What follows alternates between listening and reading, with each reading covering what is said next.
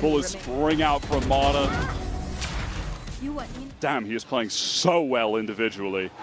And that's after NRG get that first kill from mid, that push up for Mata. And they just don't have the weaponry after the fact outside of Mata to accomplish much when the round gets scrappy. Someone here, double face. They've got a full buy, they've got an AWP on Mata, and they have 4 ultimates in their arsenal. Kung with Dimensional Drift though, and you'll notice there's a lot to work with for EDG as well.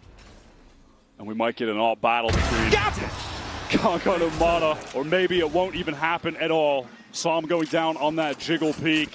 Not expecting the operator to be in play.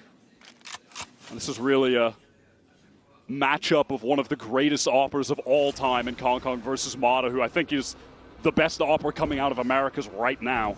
Currently with the record at Americas for number of aces, and he's got it in 1 season. 10 aces from Mata.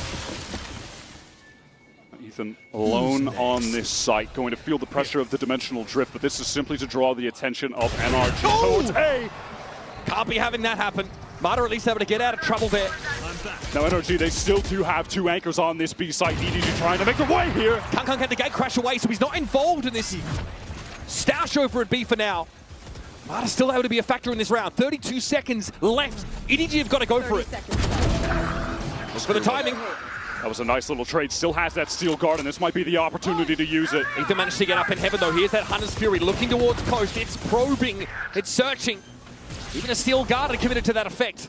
EDG able to get through those ultimates and now have a plant down for themselves. Paranoia on the coast. Ethan hoping to follow up on it, and nobody dashed aside.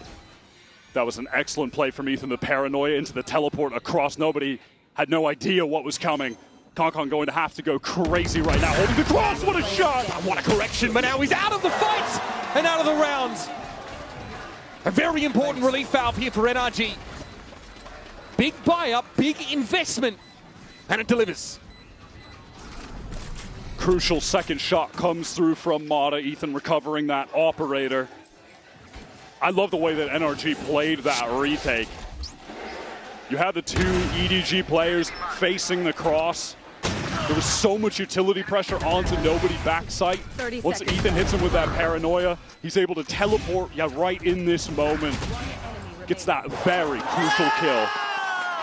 NOG's IGL playing that situation very perfectly. Just a dirty flick from Kung there from Crows, though. Could have gone either way. Yeah, that was mental. All right, Genie here with that overdrive, going to pick up the Bucky. Early flash off rip. Hitting on Kung, pretty telling. EDG are adamant, though, about this A side. Ethan hoping to stall this out as much as possible. Obviously, Ethan and Brook have been manning this side of the map. Here's the fast lane. Gian's going to go for it now. Not much to see here, but overdrive got to be popped, and Ethan noted at the back of the side, but it's Brook there from Power. Gets himself 2. That's big. Both duelists out of the game, and he wants more. But that'll be the end of the A anchors. Now it's NRG needing to rotate in. Somehow, Chichu was just 1 orb away from getting a res. Shot to find on a flanking Scuba. A dirty angle for Smoggy as well. And Scuba has gone for a play like that before. Nobody was reading that perfectly. Smoggy's dropped down. Dimensional Drift notes both EDG players up close here, and nobody's really found Mata. And Smoggy yet again. Never far from the kill free. The left side at least. 6-2.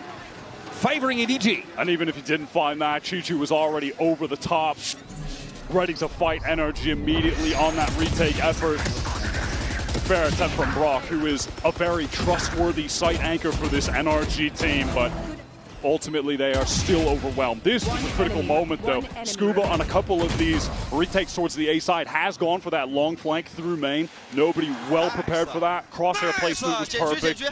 And once he collects that kill, 3-on-2, where they can just focus forward, it's all too easy. Here's the variation. The push up mid here for Mata potentially. Remains just at library for now. Kung has eyes for A main with the off. It's high tide from Psalm gets thrown very deep towards the attacker's side of mid. So they absolutely know there could be some pressure coming from NRG. They could be walking down, trying to take forward angles, just as Mata is playing at library right now with that Sheriff. Portal closed. Kung just making sure there's no cheesy crossfire setups in A main. The one-way is refreshed. Mata cancels out back towards spawn side. Of course, Kung does pick up that operator again, which is of note. The mid-round EDG begin to gather up towards this B-side, seemingly. Yeah, Kong obviously can rejoin them easily enough with the gate crash. NRG, they are gambling on this B site, however, so things could get dangerous for EDG. And Kong couldn't get enough information about the lack of defenders at A. EDG can't make a truly informed decision about hitting this site. They just have to commit. Psalm gets one kill here, will have the reckoning. Jenny, set up here. Relay bolt going to be thrown out. Chichu follows it up beautifully. Jenny is now in and around the site. Making his way over towards Connector, finds one. It's the classics ringing out. Ethan gets himself a consolation. A gun recovery of a Somnac. Can he make use of it on the other side of this high tide? Gets himself Chichu, but it's going to take more than that. And Brock doesn't have it. Not this time. These executes from EDG have just been overwhelming for NRG to handle. They had every single player on that B site. They didn't have the best weaponry, of course, but it still just looks all too easy. Chichu, that is... I mean, he's really been a menace as well. He's put up 12 kills. It's just that Smoggy has had, I think, the flashier kills and does have 14, but that duo are going absolutely crazy. And NRG are really segmenting off the side as they hit it, right? It's Cascade, there's a high tide, there's Omen smokes, trying to, compartmentalize these little engagements, but as you mentioned, they didn't have the guns for it. Now we're all turning up in mid. Fast push to library for Jenny. Brock gets that Hunter's Fury online with a collection of the A-man orb. EDG taking a lot of space towards mid, just cycling these dark covers. They've driven a wedge straight up the middle of the map here.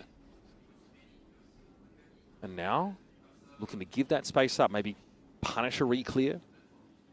You can see NRG, they of course have concerns about that. It's Ethan jump spotting towards that B link side. Mono focus on B with the operator, but shouldn't have any opportunities to take a shot in this round. It looks like EDG, they're ready to just go for this A side, execute, and Kong wants to cut off a rotator with the op face down mid. This denial of information and nothing spotted by the Aldro means that Brock is pretty concerned about mid to B, or someone hitting him from their side of the map. But now it's going to be a straight main push here for EDG. Kuba has to be ready. Shield wall, of course, active. Brock might have to drop down off security, off tower rather. There could be a wall in his way. He's on the side. Look at how broken up it is, but Jenny's happy to take the 1 versus 1. Scooby here looking to step back. Reckoning in play. Jenny, unperturbed, unfazed, unbothered, and gets his second. Plant stuck.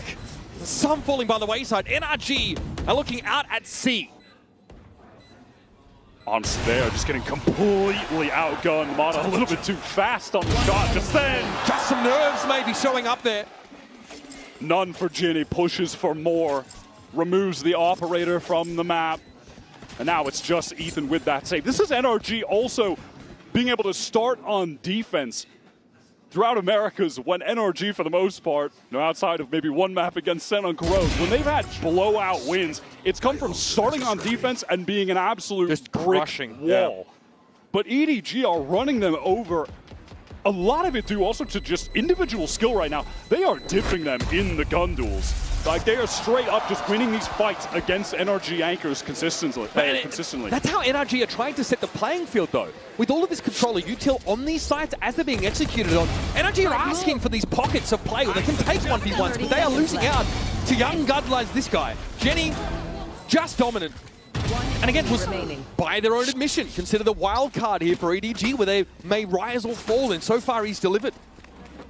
I feel like NRG would really benefit from leaning a bit more into playing for some of these retakes. Trying to anchor these sites hard against this EDG comp is just not working out right now. I'm spotting Ethan for a moment, but no opportunity for the shot. Taking control of A main, though, with this operator. Just disrespecting the smoke. Brimming with confidence for good reason. Man, Brock and Ethan have their work cut out for them, often outnumbered. Oh, that's a nice little connection off the Hunter's Fury. Nobody will be accounted for very early in the round. Love that synchronization of utility. In the meantime, NRG all the way out of this B side. No way. There's no way. Mata just forced to retreat. And again, that same info push off for B for NRG is shut down. And Chichu has just had reses constantly. So despite that awesome little bit of utility pieces in tandem from NRG, a great Hunter's Fury from Brock getting that first kill, it's made ultimately irrelevant. Tell you what, your knees start to shake when you hear that sound. Jenny is on the site! And he touches down with a flourish. Ethan not so much, he's a sprawl. Brock here has to clear this wall early on. That's not where he wanted that recon to go, and he can't do a damn thing to interrupt this plant. He is out of the game for now. Back by security. EDG have this one covered. As Som steps up, Marta's on the other side. He will struggle. Finds Jenny and gets his second. Now he's given himself a foothold back into the site, but you notice that EDG fall back to this A main hold. Can cover the spike. Does have one flash to get out. Step Brock to drop. What a shot. Yeah, dangerous. He wants the fight. That one goes wild, but Brock can only get one. For the rank upon rank of teammates, EDG step up to fill the gap. Kong has been on point with the operator on this attack side. Has collected a lot of very crucial kills. This B push was a disaster for NRG. They already had the opening kill in the round, and then they just give that one away. Genie threw down a great relay bolt as well, so Mata couldn't go for the trade, was just forced to get out. Credit where it's due. Mata makes his way into the side off his own bat, finds those 2 kills, but by then it's too late. EDG are just trampling over these sites with absolute ease. NRG trying to throw another aggressive play into the mix by taking very deep mid control, and beyond that, just pushing all the way through. Yeah, Smoggy sniffed this out. There was a ping at that part of the map by EDG. They knew something was headed their way. Brock! He's on a rope! He's on a rope! Oh, man. Somebody's able to find one up mid, but this is challenging for him now. Relay bolt doesn't quite connect. He's stuck in the corner, but Jenny will dig him out. Gets a lot of damage onto Genie, but that Guardian not going to be enough in that kind of engagement against a Neon. And now Mata's the one who's going to try to push for more. NRG are just walking it down in EDG, and look at how ready they are for this. They're double-faced expecting it. Mata fortunate to be alive there, still opts to double back and challenge. I mean, it feels like NRG are just getting desperate in some of these rounds. They're getting so aggressive, trying to hunt for kills, and EDG absolutely have their number. Thorns activated. Inside the smoke is Ethan.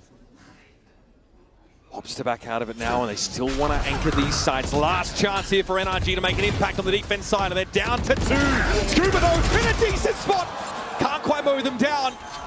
And the last line of defense falls. That is a paltry 2 defense side rounds for NRG. Absolute dominance from EDG start to finish. Smoggy went insane throughout that entire half. When Kong begins to pick up the op, was just getting a number of crucial kills. NRG had absolutely no hope to start this game off. Yeah, they get a chance to pick themselves back up in this short break, folks. We'll be back with the conclusion of Abyss right after this.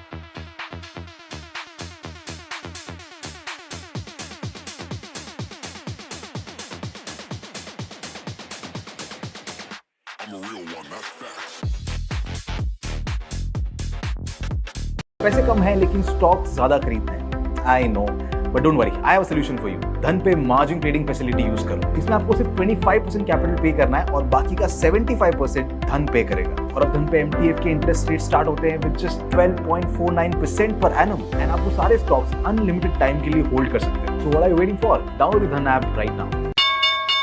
Investments in the securities market are subject to market risk. Read all the related documents carefully before investing. वैसे एक smart detergent है जो सिर्फ मैल नहीं बहुत कुछ मिटाता है। अलग अलग कपड़ों के लिए अलग डिटर्जेंट, ये सवाल, और फ्रंट लोड टॉप लोड का कंफ्यूजन भी मिटाता है। SPF टेक्नोलॉजी वाला घड़ी स्मार्टमैटिक, हर फैब्रिक और मशीन के लिए इसकी स्मार्ट धुलाई वॉशिंग की हर प्रॉब्लम मिटा दे। पहले इस्तेमाल करें फिर विश्वास करें।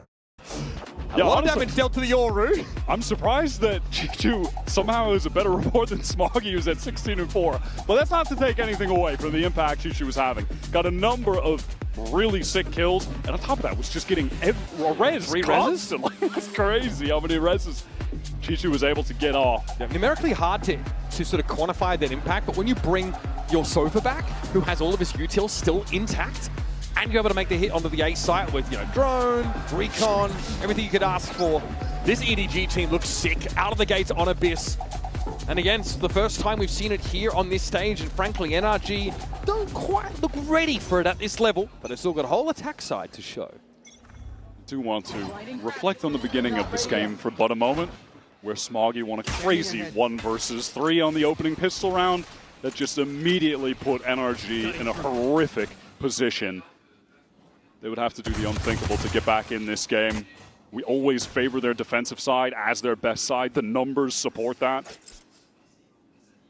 That high tide obviously gives the implication of a lot of mid-control for NRG off the rip. Just now, Kang is looking to re-clear that part of the map. Yeah, that is one benefit of running the harbor for sure. It's just being able to throw some of those cascades, high tides towards mid, makes the defenders forced to re-clear, forced to use util to re-clear, or just play in more passive positions. Marta ultimately pinged out that Sage Wall, even if broken, would force a wider swing on A main to risk the NRG at this point. Quite ready to take. NRG have cut noise, broken part of that barrier orb in A main, but EDG have had no desire to leave this site. 3 players are ready to face this. No body position as well, assuming some mid-control to be taken, but there's going to be no pressure coming out of tower here. It's just too easy for Kang. Decent damage done from the middle of the site here. It's Scuba up mid, needs to do more. Smoggy catches him with the Paranoia in the way, past the one. Brook quickly has to throw down as he gets out of the dark cover. Does Smoggy again, has to clutch it up. Not again, bro. Surely. Only 18 health for Brock right now, going up the rope. What a time! He got a drop on him, but missed. Smoggy at 70, and he cleans him up. Job done yet again. This guy's got plot armor. He's now sat at 18 for 4, clutches both pistol rounds. Yeah, this one is just cooked. It's done and dusted. It's feeling like corrode time. Brook had to react so quickly out of that dark cover and had the drop on What Smoggy. a shot! Look at this, he's throwing his smoke, man. Oh, buddy. Oh man, he only has 2 bullets. Has to reload. Oh man, if he had a few more, he probably gets that kill. Just one, Wyatt. Probably would have been that. He had to drop. Oh, that's brutal. NRG obviously no choice right now but to force. The deck is stacked against them. Coming into this round now, yeah, forcing for the rest of the map. Kang eats Ethan alive and then is able to get out scot-free. This one is so done. Time for NRG to lick their wounds, reset, and try to get back in the game on Corrode, their own map pick. Still a good map for EDG, by the way. A very good one. Yeah, by round win rate percentage, it was EDG's best map of Stage 2. They were winning 61% of rounds on that map. And when we do get there, NRG trying to make a foray towards this B site, using that harbor util to do so. Yeah, pinged out on Jenny even before he got back behind that high tide, so Som just sprays and gets one. Not the pinged out target, but that's just a footnote. Here's Brook looking to step up now. Had a window before the relay ball connected. Ends up being a trade. Kang here still trying to command from tower with the Bulldog. And EDG do have superior long-range weapons for these distance engagements on this site. The flash was good, but not enough. Kang still brought down. Som with the Stinger, bring a bit of America's flavor into the round. G2 has a challenge here through this cove, and he's ready. But Marta from long range, sitting back with this Sheriff. G2 now with the Bulldog, but in that 1 versus 2. Marta checks, confirms, looks to have a swing. G2's gotten into half. The time is not on his side. As Kuba puts him out of his misery. NRG have gotten the smallest of lifelines back into this game, winning the very necessary force buy that they took after getting the plant down on the pistol round. They recovered those Bulldogs, going to be able to buy up fully in this next round. That was dangerous for Brock. He just took a very aggressive line there into the connector, but does go 1 for 1 crucially. I mean, it is the power of the Stingers that we see The fact that NRG can set that controller util up on B, cut the side up, and a free ping on Jenny cost him his life. A couple marshals on the side of EDG, but they'll be going up against Mod as Outlaw. That first shot accuracy for Mada left a little bit to be desired so far with scope weapons. He's been a bit slow to start today. But like we said, that has never stopped him from surging right back into a series. Yeah, bro has range. I think we figured that out. And NRG would like him to be on the upper side of it, though, out of the gates. Not today. Someone's got the long line down mid right now. Vandal in hand, so well equipped. Jenny gets a free pick and a second. Just to make sure, yeah, there were definitely two players there. Now I'll leave. Ethan tagged up a little bit in mid, but that's just a classic from nobody. Double marshals in the round for EDG, by the way. EDG really are taking their time right now, just trying to sniff out any aggression that could be coming from EDG. They don't want to rush things, and that Outlaw one shots. Kong Kong's site going to be free. He was looking proud as a peacock, in fairness, up on top of container. Some of that standard util you're going to be seeing coming into that B site with a high tide, cutting off the connector, cuts off Heaven, and then that recon will get any info towards Bookshelf. Retake here behind Paranoia is an option. Relay ball at the ready for Jenny should be required, but it's just the supremacy of these weapons for NRG. Cover going out. Gives them a distinct edge here. Smoggy and Nobody showing themselves. Let's see if they want to risk the commitment. And NRG, by the way, have done a great job accelerating players towards ultimates early. For this first buy round, they've got a Reckoning and a Hunter's Fury active. And the margin of error is quite thin given the round total for EDG. Maybe encouraged to make use of the melee. Always seems to be Smoggy. A warning shot fired off, keeps his head down. Mada with the cleaner. That's Mada going hunting, getting really close to the dimensional drift now as well, just one orb away. So NRG have a very big advantage in terms of the ult economy to try and win out this first buy round. But can they risk trying to ration these out over what has to be, 7 consecutive rounds, one to even up the game? At some point, EDG are going to come around with a brace of their own ultimates just to expend. Yeah, and you would think, you would hope if you're an NRG fan that they won't be needing to use 3 ultimates potentially to win this next buy round, but it's better to win around and stay in the game than allow EDG to get to match point. I think NRG will do whatever it takes, expend anything necessary. Again, there's just some of that nice util that you can get early mid-control with when you're playing with the Harbor. A deep cascade, recon past it. All right, Reckoning here over towards the B side of the map. High Tide as well is going to cut Nobody off, and Chichu already has been given the hot foot. Okay, even that's going to be committed, right? Hunter's Fury in the mix now. Chichu's got nowhere to go. Literally caught on coast inside the Razor Fighter. Nobody got the drop there on some. No one looking in that direction, but Mada eventually flicks to attention. Smoggy actually wins out there at Tower, so Jenny has the room here to assault the side itself before the spike goes down. It's again Smoggy to deal with Scuba. But he's down to 10. It's a tough ask. An expensive round for NRG, but they're still in this game. What an awesome usage of those ultimates, though. They go for that really early mid-pressure, draw the attention, and then just throw that tsunami of util onto Chichu, who's caught backside. I mean, he's flashed by the Paranoia, stunned by the Reckoning, can't go forward because the wall, his own wall is placed in front of him. And he's getting hit by the Hunter's Fury. Brock knew exactly where it was. No risks taken there on digging out that coast player. Yeah, Chichu was no longer playing an FPS game. He was just passively existing. That was a sick execute from NRG. And they do still have this dimensional drift on retainer. They're getting close to that Steel Garden as well. Big risk. Push off the site. Characteristic for EDG, but it's often Yoru that tries to make that happen. And now speaking of, with those 2 kills, Scuba does have the Steel Garden. Obviously won't need it in this round, but for the next gun round, that'll be quite useful to have, so long as NRG can just close things out here in safe, competent fashion. It certainly looks like they'll be able to do so. Chichu on very low HP, healing himself back up, though. Ethan, though, able to come out of that engagement without taking a hit, so it is, for all intents and purposes, a full-strength NRG looking at A. And Karmine has walked all the way out of B main, so the other 2 EDG players are ready to face on A. Okay, Crash those, who's going to have to... 2 legs and a heartbeat over towards his A side of the map. It's going to be Nobody with the stopping power. Brock down as well. That's 2 with the Sheriff. And he's happy with that. Enough of an edge gained here to play that retake game now.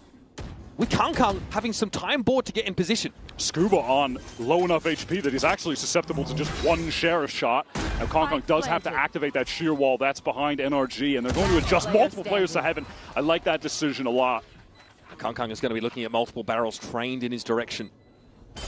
See Som, the first to look this way. Cove dissipated. My goodness, Kong. Som's going to opt out of that engagement for the time being. And Kong's going to see what he can get. Not a whole lot. Scuba meets him at the door. Shuts down 3 on the round. That early aggression nullified. Scuba has been an essential part of NRG's success since joining the roster in Stage 2. Had been one of the strongest challengers players in Americas for years. I think this opportunity for him was long overdue to get on one of the top Americas teams, and he has made the most of it. He has been such a consistent rock for this team for the past couple months.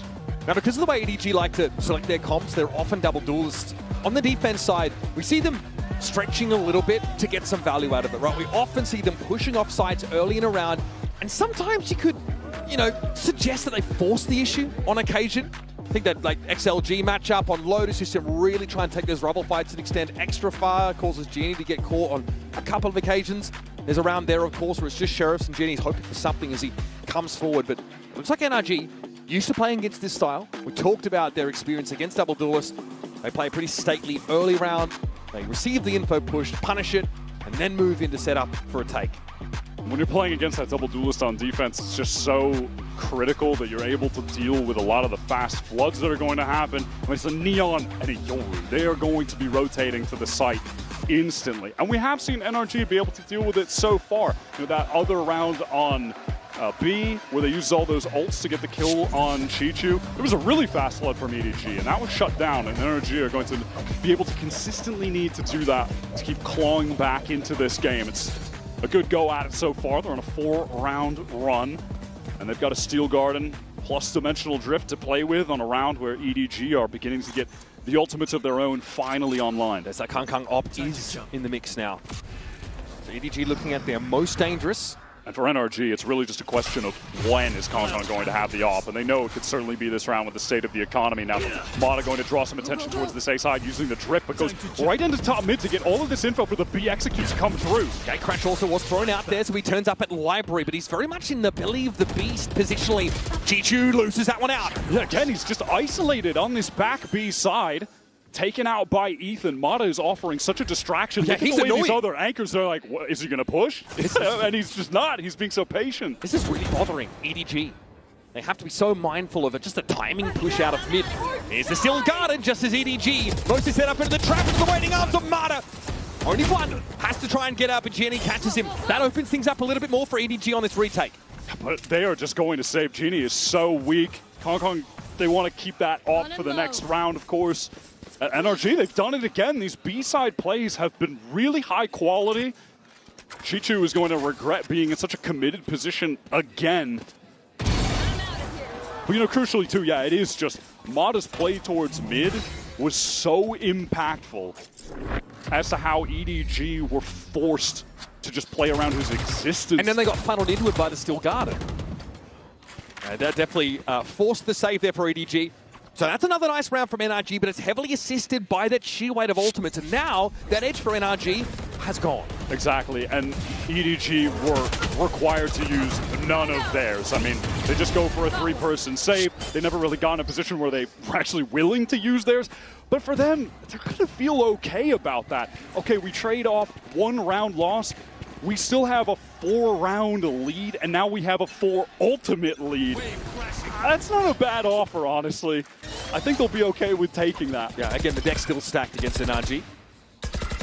They've given us a good run, at least on this attack side thus far. Som is able to collect that orb in B main. 1 away from the Reckoning being active yet again. Again, they're playing around those early info pushes off sites from the double duelist defense side. Nothing served up for them this time, though. Nobody does spot one player on the cross. That was Ethan. Quickly breaks that drone. Kong has been very patient in this position, and of course Brock is out of absolute necessity going to use that drone to clear an AWPer with the potential of an AWPer out of A main. Kong had to get off that line initially to reset his Gatecrash. Now he needs to pick it up again. Just can play off this one way as it's still up in main when it drops. Here we go, this is about to get messy. Around the corner, catches Ethan. And that's your controller off the map so early. Reckoning popped and now straight to the side they go. Brock is down, it's a second for Kang. Mowing these NRG attackers down. Here. 30 seconds left. It even uses the dimensional drift to get right back in. Hunter's Fury off the back of that. Som spotted, no connection just yet. There it is, there's a ping on Som's position, but he's still gonna look for this plant behind the cove. Martin looking to find backside, but he's gonna be pincered here, and Kang is an issue. It has to be respected at some point, but no one is looking at the Yoru. Scuba's on the reflank through heaven right now. Do EDG expect this, or can he get the backstab off? Chichu is ready. Extra sensory perception for Chichu, and with the Sheriff, he's taken the vice out of the game. It's Martin Sackside to slow off. One is good, but the second hard to come by. And EDG march one closer to a map win. That is just a mental play from EDG Star. He goes right back in with the AWP after using his gate crash, and then dodges the Reckoning, gets this second kill. Spike planted. And then all of a sudden he's in A main again? Yeah, Okay. he just pops the dimensional drift to escape, gets into A main. That is a crazy play. Jenny now has that overdrive. And it was only a matter of time until EDG were able to sync up these ultimates to win a round. And it's a classic as well, the dimensional drift with a Hunter's Fury.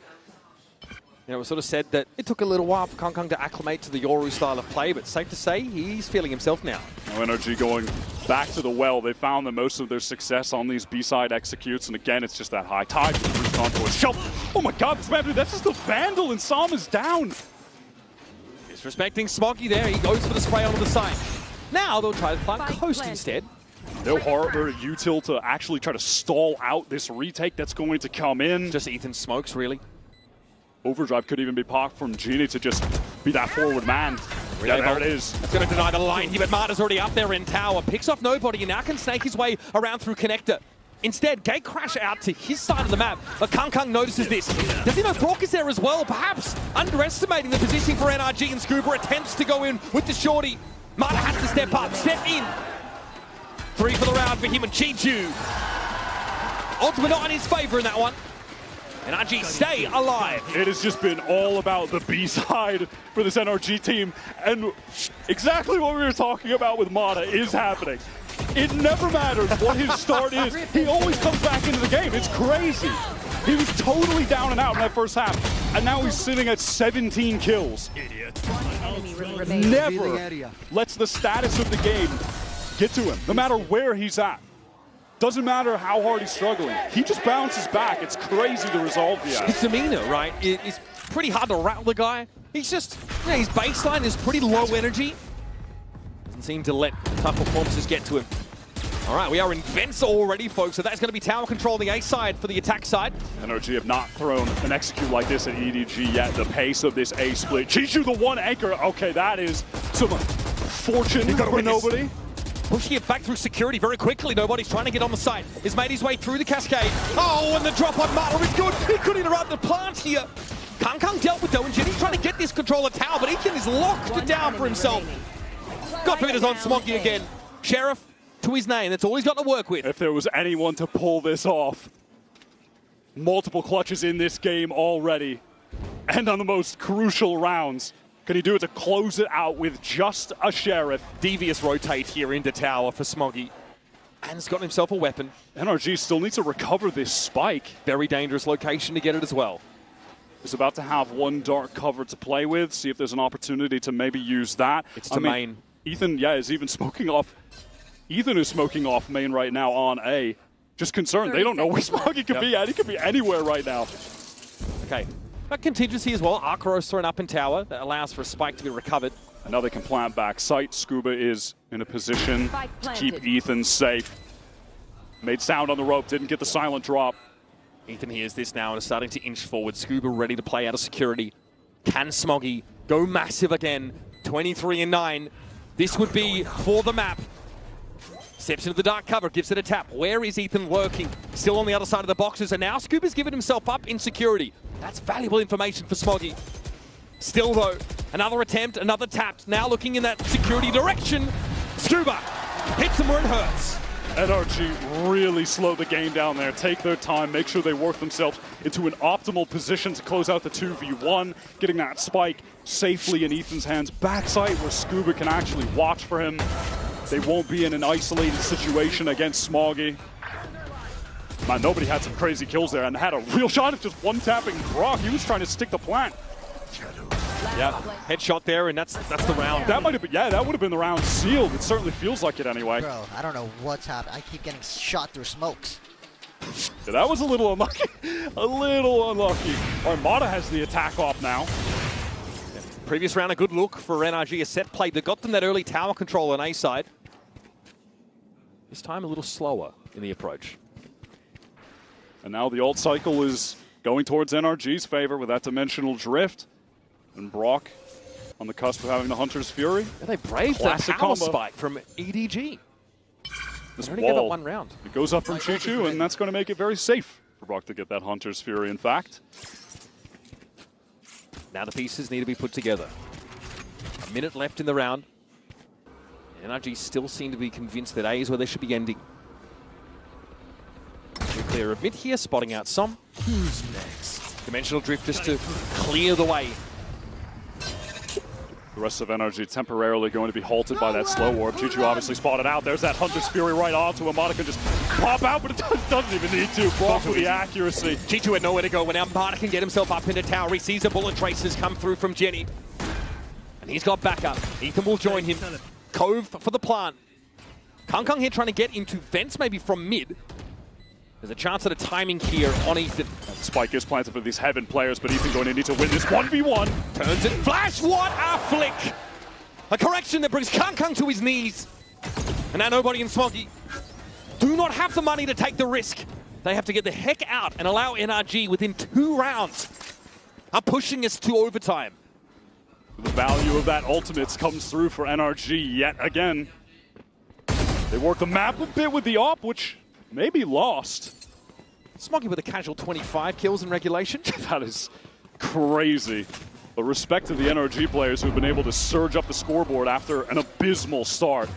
I mean, that's 22 for Scuba right now. I mean, what a great use of the Dimensional Drift Hunter's Fury combination. Yeah, it is just the classic play. This is deterministic. Chichu genuinely has nowhere to go. He has been getting caught on a lot of these site executes. He's anchored in pretty hard positions most of the time. That's their world champion. And it's being exploited. Some frustration you feel starting to brew. He's hacking for sure. He's hacking for sure. 8 of the last 9 rounds, won by NRG. Now EDG priced into a very weird kind of half-buy, but they've got an op and 2 rifles. It's peculiar to say the least. Mata has gone ahead and picked up the Outlaw for this round, and a great opportunity to do so. There's only one player on EDG with the full armor. That's nobody. And again, Brock positioned for a push off the site. EDG have become a little bit more patient with those after Jenny got punished a couple of times consecutively. Kang is asking for more to punish! Yoru down, up in his hands, clattering to the ground. Absolute patience here from NRG. Cascade now thrown towards this B side, and the flash confirms that EDG have actually pushed in front of it. And off that audio cue, NRG, they want to hit the go button towards this A side, assuming there's multiple players pushing down. That assumption is correct. They are delayed on account of having to break this wall, further delayed by a slow orb as well. Chichu just disrespects it. Paranoid doesn't catch on to him now, but surely there's something in place for that tower player. And yes, it's a multitude of barrels pointed that direction and a hail of bullets that brings Chichu to bear. Genie just trying to get into the site to assist. Too little, too late. And EDG are once again just hurled into a save position. NRG can certainly go hunting. Nobody looking for some garbage time frags, and Scooper is going to be handled. The money, though, still good enough for NRG. I mean, nobody would be happy to get some kills here, honestly. Gets that Hunter's Fury for the final round of the game to try and close this out. Weapon, though, stripped from his grasp. Notice the money. It's going to be another weird force-up for EDG to try and avert an overtime scenario as NRG have all the momentum. Bear in mind, it was a 10-2 half for EDG to kick this game off. and NRG have clawed this all the way back on the attack side, their weaker side. That is stunning from them. Yep. The players with so much resolve. Scuba having a fantastic game, as is Brock. He's disgusting. Mata right back into it after a pretty tragic start. And EDG are going to be forced onto this timeout to try to close out the game in regular time. NRG on the cusp of bringing this to OT against all odds. And why, once again, they can set up a really nasty side hit between this Steel Guard and this Reckoning. It's going to be really hard for EDG to anchor at all. So having to play for retake, having to flood back in with these somewhat weaker weapons is a big ask. There's going to be probably a Guardian in the mix here. Nobody has that Hunter's Fury, but EDG are definitely digging for pocket change. They've got a couple of buttons, some links, a couple of pennies. That's it. That's how they're going to try and avoid an overtime scenario, because the wind is in NRG sails for sure. They just have so many high-power ultimates with this comp. They've been doing a great job at cycling the orbs to certain players. There was really only one moment in this entire half where EDG actually had the advantage in terms of the ults. One round only. And that was the one they converted. It was when they got a Hunter's Fury with the Dimensional Drift off. Outside of that, it has been all NRG. Neither team able to find a foothold on defense. The rounds have come few, and they've come far between. Mata's been able to step up. Ridiculous flick entering that site previously. Chichu just blown into next Tuesday from that op shot. Can EDG lock it down here? Looks like maybe a push-up mid here for Jenny early. Trying to drive a wedge around the plans of NRG on this attack side. Here's round 24, lock in. Mata does have that operator once again. Out of the timeout, EDG, they want to get very proactive towards mid. Look at this push down from Kong Kong. He might meet Ethan right through the corner of the wall. All right, rack one up for the Guardian fans early in the round. It's just having that higher bullet penetration damage. Ethan out of the round, but they are running a double controller comp. If they weren't, man, it would feel over for NRG. But they still have that high tide to execute with. Still have the Steel Garden and the Reckoning too. They want to go towards this B site. They've won a number of rounds over there. I think their best executes have been on the B site, really. Mata's posted up. He's seeing nothing from B. Again, they have to plant coast, otherwise Smoggy will threaten to spray them down as they try and plant again. So I'm just creeping forward, all of the space taken for free. Smoggy dodges out that arc rose. Here comes the controller util. Cascade to block. Smoggy will be spotted out by this Owl drone. Important information here for NRG. And the spike is going down, back sight. EDG, they've got the Hunter's Fury for the retake, but Scuba is going to initially use this Steel Garden up close. That's just going to be a lot of delay. Time wasted for EDG. And then next, it's going to be the Reckoning, cycling these ultimates to just cause so much delay. It's going to make EDG scramble late to get this spike diffused. They're playing completely off the site. NRG just careful about a potential flank here. Hunter's Fury for nobody. That's Brock being brought down a second for Kung Kung, and there goes Scuba. Now what? So on the other side of that high tide, Mata chimes in from close nest, and that's the spray for two. It's on Chichu and Kung Kung to stop the overtime. But it's Mata now ready to receive around the corner and straight down the abyss. We get overtime in our first map of the series. It doesn't get any better than this. And you had to believe that all of NRG's work was for naught when those players go down, when it's left to just summon Mata. What on earth? That transfer from Ethan with the Vandal catches Ginny on the entry. And Mata holding the cross.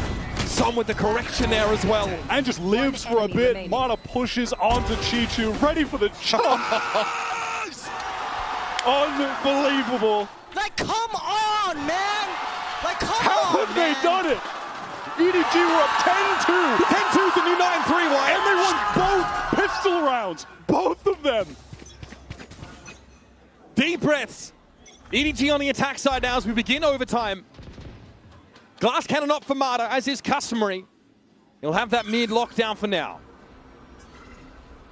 Drone going up this B side. At the moment, all of EDG stacked up, just using that clone to activate the shear wall, remove that piece of passive info gain from the map. Dangerous here for Scuba. Might be seen through a corner. This is a position he's been playing very frequently back when they were on defense. Kang opts not to cross there. So getting pressured. Jenny out of nowhere. Scuba at least able to take a trade. Found nobody. Kang gets involved again. Brock just walked into the sideline of Chichu there. It's breaking down all across the map. Planted coast. They've really just been rooted out of the common positions they were playing. Ethan at least does get the one back onto Chichu, who is holding the cross. Means NRG have a real shot at a retake. Kang somehow, by the way, has a dimensional drift at the moment. Spotted out on the Smoggy. Nice little connection. Kang down. Depends on Jimmy. Jimmy's isolated. That's the teleport. It doesn't seem to matter. He'll take the fight either way. And even Marta can't make the flick. Jenny on his feet. And EDG secure themselves a match point. And maybe they can close this out on OT. They finally get a reprieve from the nightmare of playing defense. They're back to their favorite side. They immediately convert. They immediately root out those NRG anchors from the B side.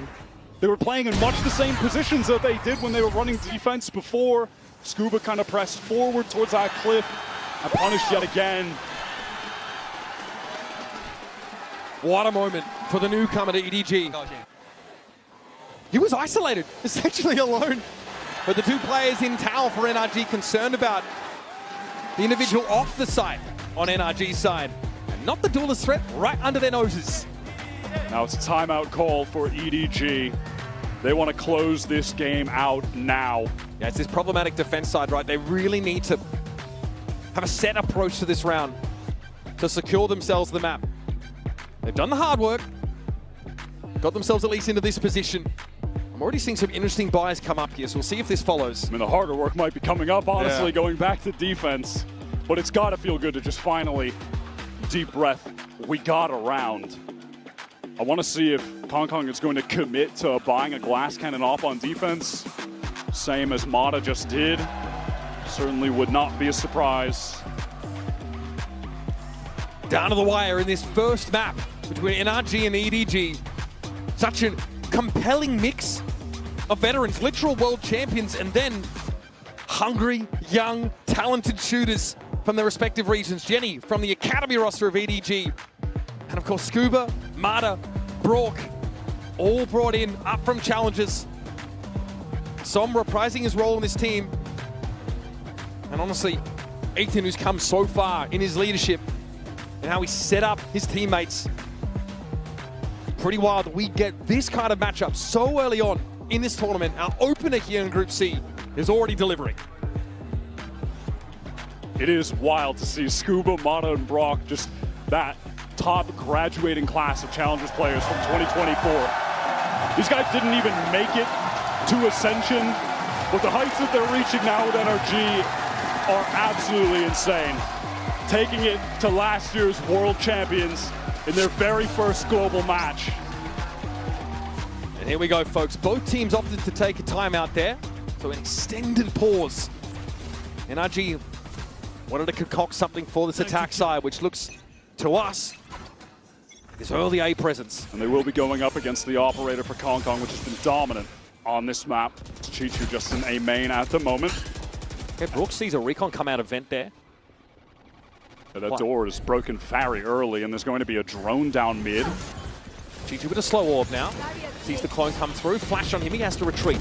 Play back in tower. Now that is a lot of utility expended. I think they're serious about this. They've even thrown in this paranoia. They want the plant here on the A side. They are going for that full re-hit Cove down to try and get the safe plant for NRG. They've been doing a good job taking space after the plant has gone down on prior rounds. They want to do it again. What a shock down to force nobody back. That lets Marta get up rope. He could have been pushed up while he was climbing, but through the smoke, Chichu is able to find him. Now Ethan will stall. Smoke up towards tower, and he'll occupy it himself. Ethan just biding time in the smoke is going to have to make a serious play happen. Gets the first. And he got away with it as well. That is ridiculous. Now TP back to a safe haven in A main. Som up on the site. Waiting for this push around the left side, and there's Jenny. Serves himself up. Resell up for EDG, though, but time is not on their side. Ethan spraying at the spike location as Chichu has to give it a tap. He's brought down. What's the contingency here for EDG? No other option but to stand and face the music. And it's not the track they would have picked. Sorry, guys, NRG's got the jukebox now.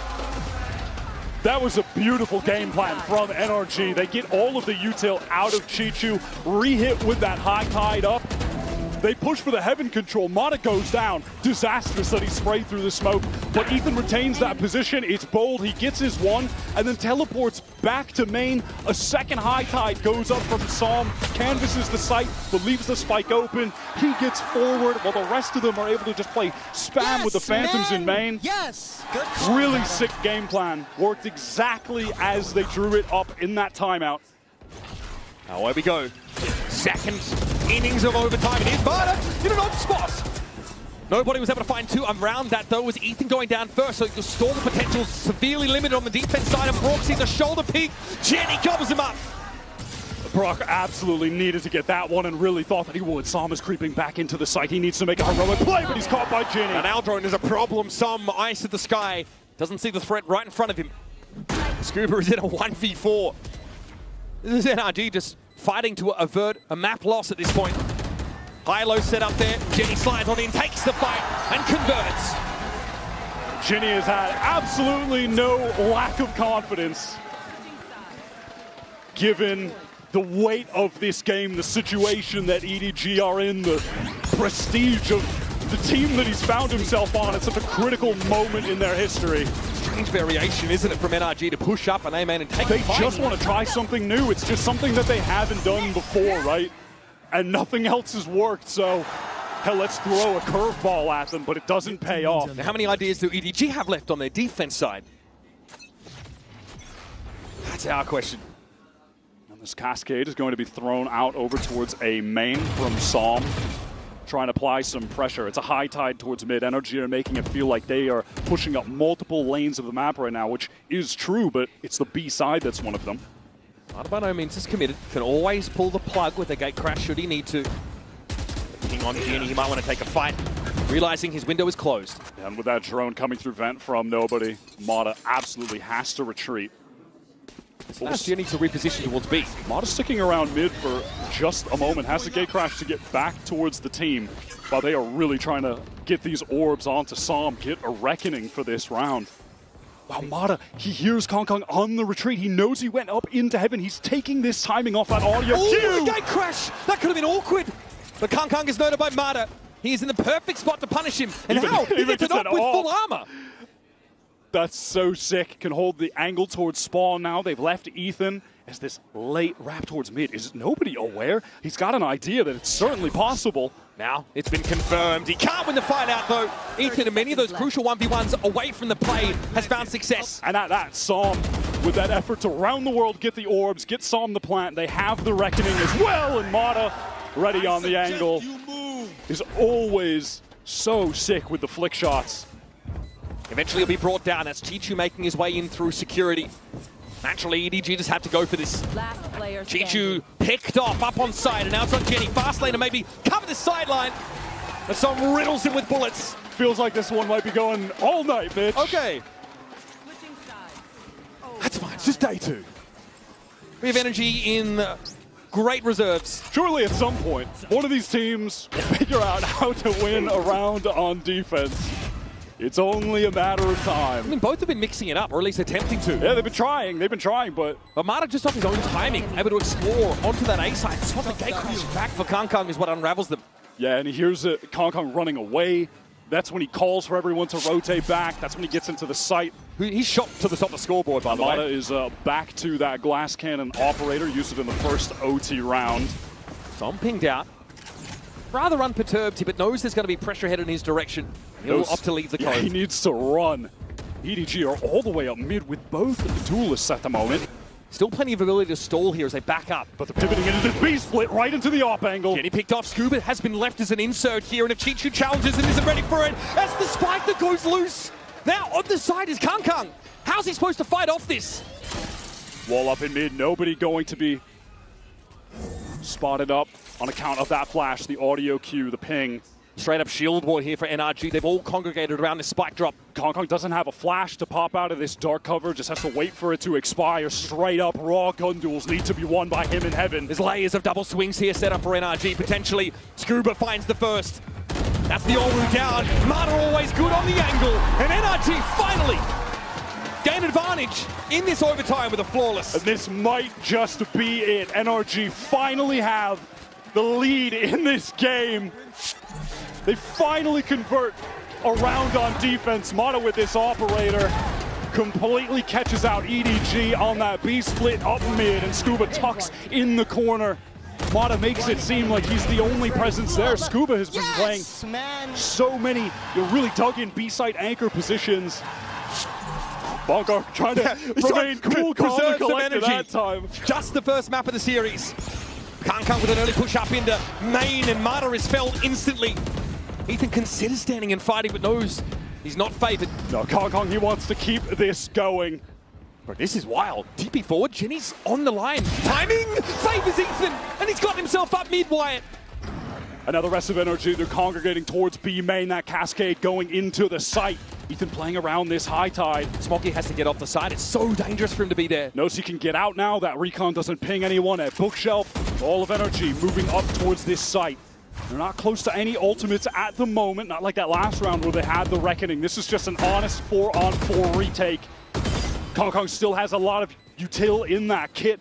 Chichu could even try to wall to defuse the spike. There are options for EDG on this retake. Ethan's just refreshed the smoke. Kang has to challenge it, and he wins it out. Brock now aware that Interlopers could be coming down from heaven, but he's ready and connected. Chichu gets the better of him now. Around the corner, EDG out of absolutely bloody nowhere.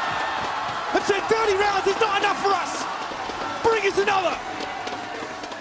Suddenly both teams just decide it's time to win the defensive round. NRG make you believe that this is the moment to close it out. They get the lead, they get the spike down, it's a 4-on-4.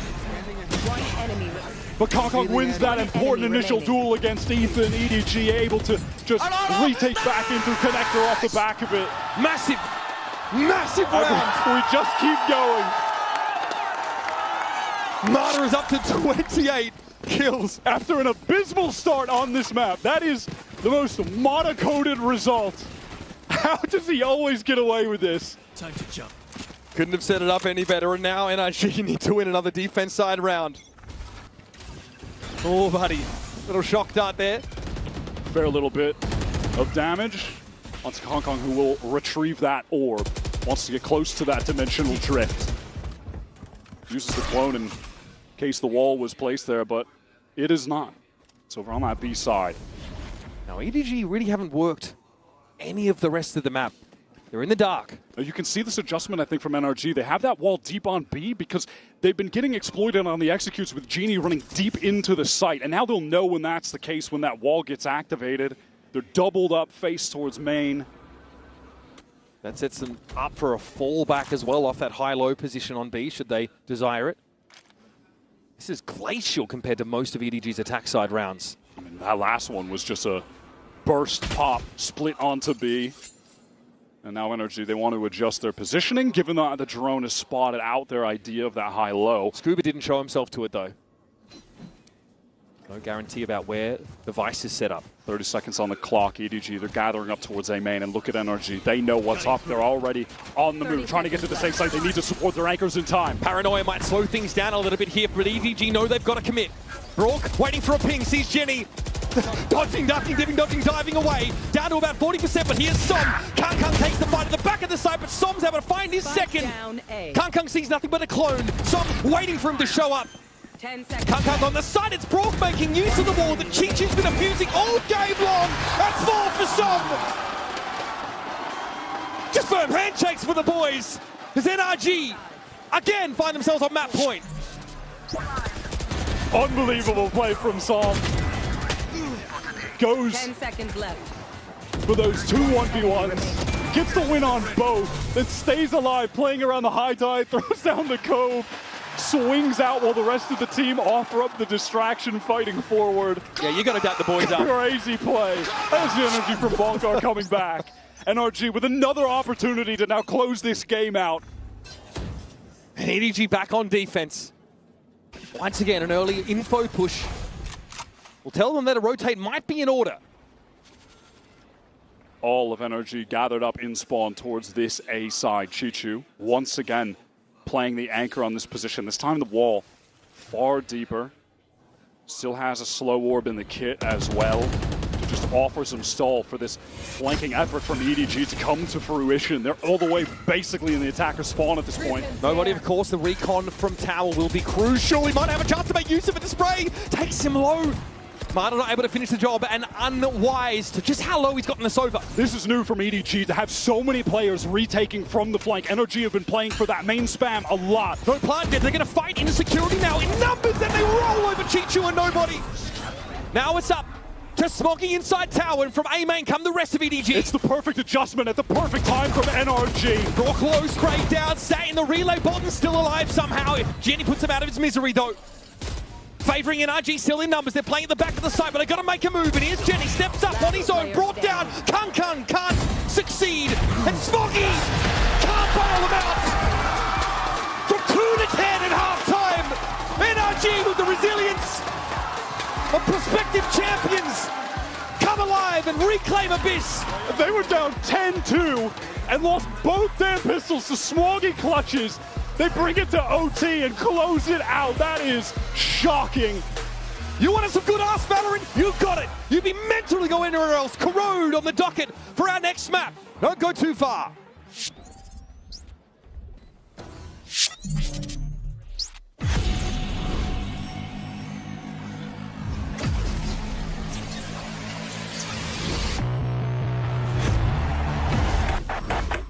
Now that I'm a mom, things are different.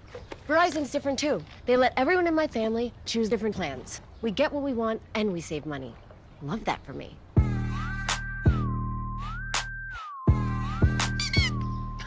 An update is required. Financial system updating.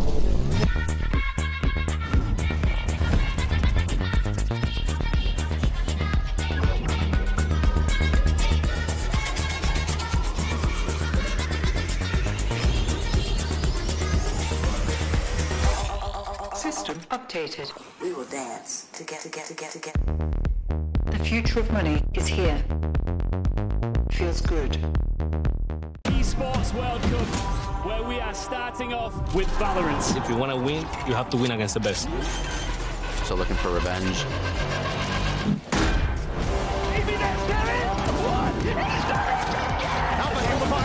There's the shorty, and Alpha goes crazy. They've all battled through the pressure and expectation. Heretics have come back all the way. Finally, we won. Finally.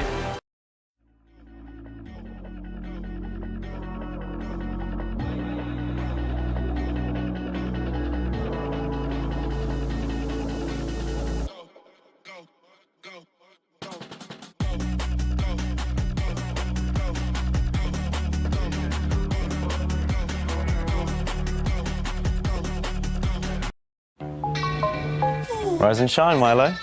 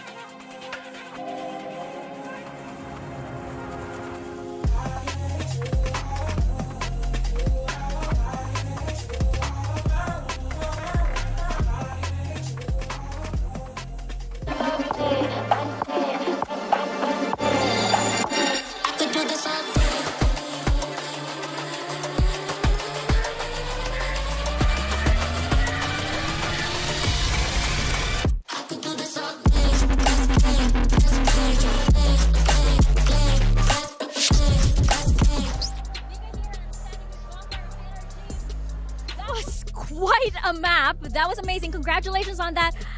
How were the boys able to come back from that? The score was 2-11 at some point in favor of EDG. Talk to us about how the boys were able to adjust and how you think that carries over into your map pick of Corrode.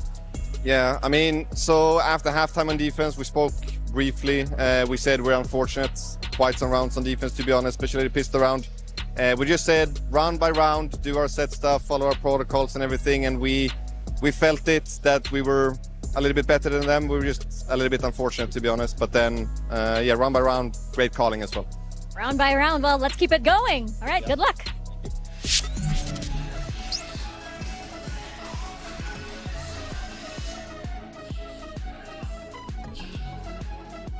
What a game that was for NRG to come back after an 11-2 start, 2-11 start even, against EDG.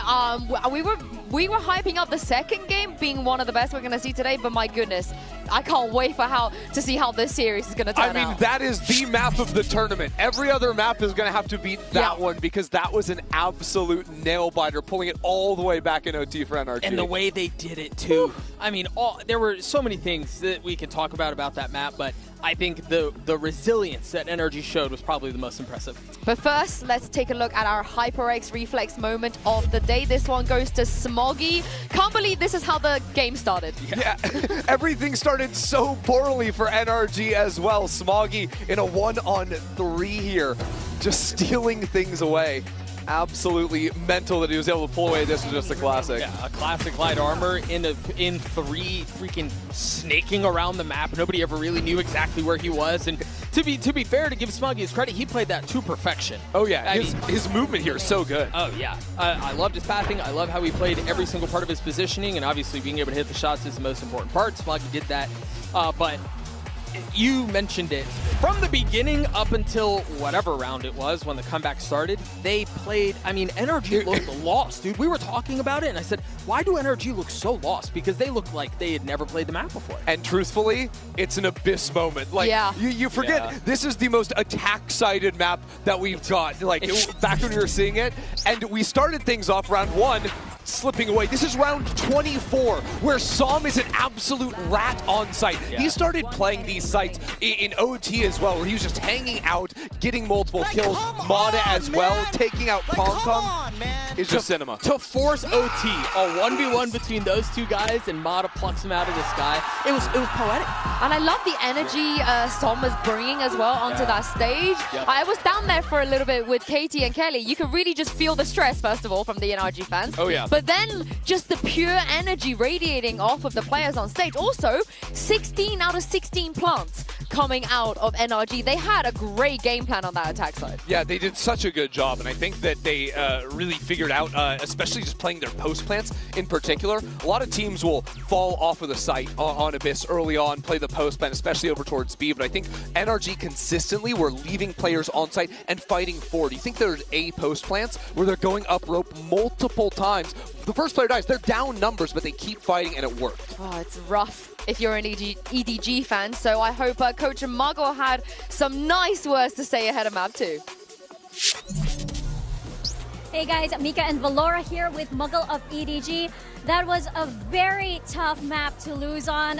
It was very, very exciting, but unfortunately for EDG, they do have to make that comeback now. I'm curious because we saw Chichu on the stage role. So what is the dynamics like, especially since Chichu might have a little bit of a hard time falling from that role? Does nobody come in to help him? Can you tell us a little bit about the team and dynamics in that kind of situation? 首先可能确实很遗憾，咱们今天没能拿下统一的胜利，但是也想问一下，因为我们看到今天球就是来到了一个贤者的位置上，我们可能会觉得又要做贤者，然后又是指挥，可能会稍微有一些困难嘛，对他来说会不会相应影响到他的一些风格？同时 ，Nobody 也在这个时候会去协助他吗？其实他这个位置就是也是属于那种少尉嘛，所以就是偏站后面的队伍比较靠后的位置，所以不太会影响他的那个场上的指挥风格。然后 Nobody 就是基本上现在会在中期的时候做那种，就是可能队伍需要一个方向，因为他不一定，因为球不一定在队伍的这一边嘛，然后 Nobody 就会在这种时候去帮助他。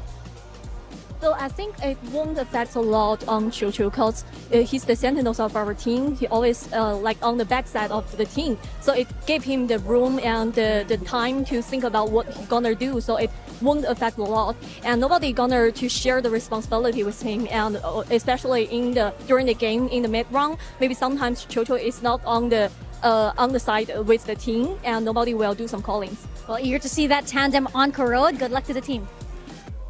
I mean, it's a very interesting dynamic, right? Having nobody mid-round a lot of the times, and Chocho was really stepping into the IGL role. On the Sage, I mean, he was individually performing well as well, but what do we expect from Corrode? Because this is NRG's map pick. Yeah, and this is a map that has been so strong for NRG, and they're playing a funky comp. We've got a KO in the mix, and we've got a Waylay, and they play with multiple Odins as well. So I think that this team, one of the things that EDG are going to have to beat is especially those Waylay execs onto sites. I think what we've seen from Mata in the past is he can overwhelm the B site. Usually that would mean diving over Vi's utility and these things like that, but EDG, Doug, don't play with a Senti on this map. No, and that really just, yeah, I think that begs the question on how will Waylay find the same level of efficacy, given that that's not a part of the equation. Is this a Waylay? I don't. Yeah, I don't know what that means. I don't either. Like, is he gonna Waylay? You guys you don't have that in Americas? Okay, never mind. Yeah. You know what slay means? Yes. My goodness. I'm sorry. We're kind of just no-butting you here instead of yes-anding. Yeah. We need to do a little bit better. Honestly, Mata, incredible on this map. So he does Waylay. Yeah. We'll give you that. He's locking in that next to Ethan's KO. Of course, on the other side of things, it is that double duelist look for EDG. Not switching anything right there. They get to start things off on attack, but I am a little bit concerned on the defensive side if they have enough stopping power to deal with this NRG comp, and as a result, so much will rest on Kong Kong and Jenny to stop NRG before they actually get onto the execs. I'm also a little concerned about their attack side, to be honest. I think they 1-4 a lot. They don't really put a ton of focus into the middle of the map. Given that they don't have a Senti, I guess they probably don't feel like they can play quite that way, but if you're ignoring the middle of the map, I think NRG are going to abuse that. We know how proficient they are on the defensive side, although Abyss would suggest otherwise, given what we just saw. I'm concerned. I'm genuinely concerned for EDG here. I'm just so excited to see the Odins. Yep. I want to see that combo. I want to see how EDG deal with it if NRG have even more they can show. They do, and I'm so glad that we saw Scuba, the rookie, show up in game 1. Let's see what he's got in game 2. Yeah, he was... No, I'm not gonna... I'm gonna save the pun. I'm gonna save the pun because the game is too exciting for us to hee hee ha ha. Let's get back in and send this over to Uber and Wyatt. An unreal moment of vindication for NRG. A comeback that ties the greatest in Champions history, obviously around delta of 9. And a slow start for Mata turns into Bro just taking over the game. Server admin Mata was in full effect. At the end of that first half, he was at 5 for 12, finishes 31 kills at the end of the game. That is stunning from him. Now swapping over to the Waylay, this has been the go-to comp for NRG. It's the comp that has them sitting at a 4-0 record on this map. They have been one of the absolute best in Americas here, if not the best.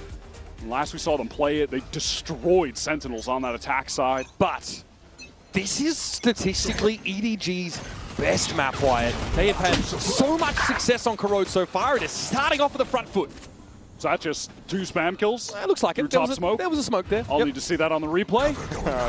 Seems like some good fortune to get back into this game after a really tragic defeat on map 1. There's obviously an exchange of shots. Jenny down to 50, but there's great intuition there for EDG. I know exactly where to be looking. A site now, very open. Spike planted.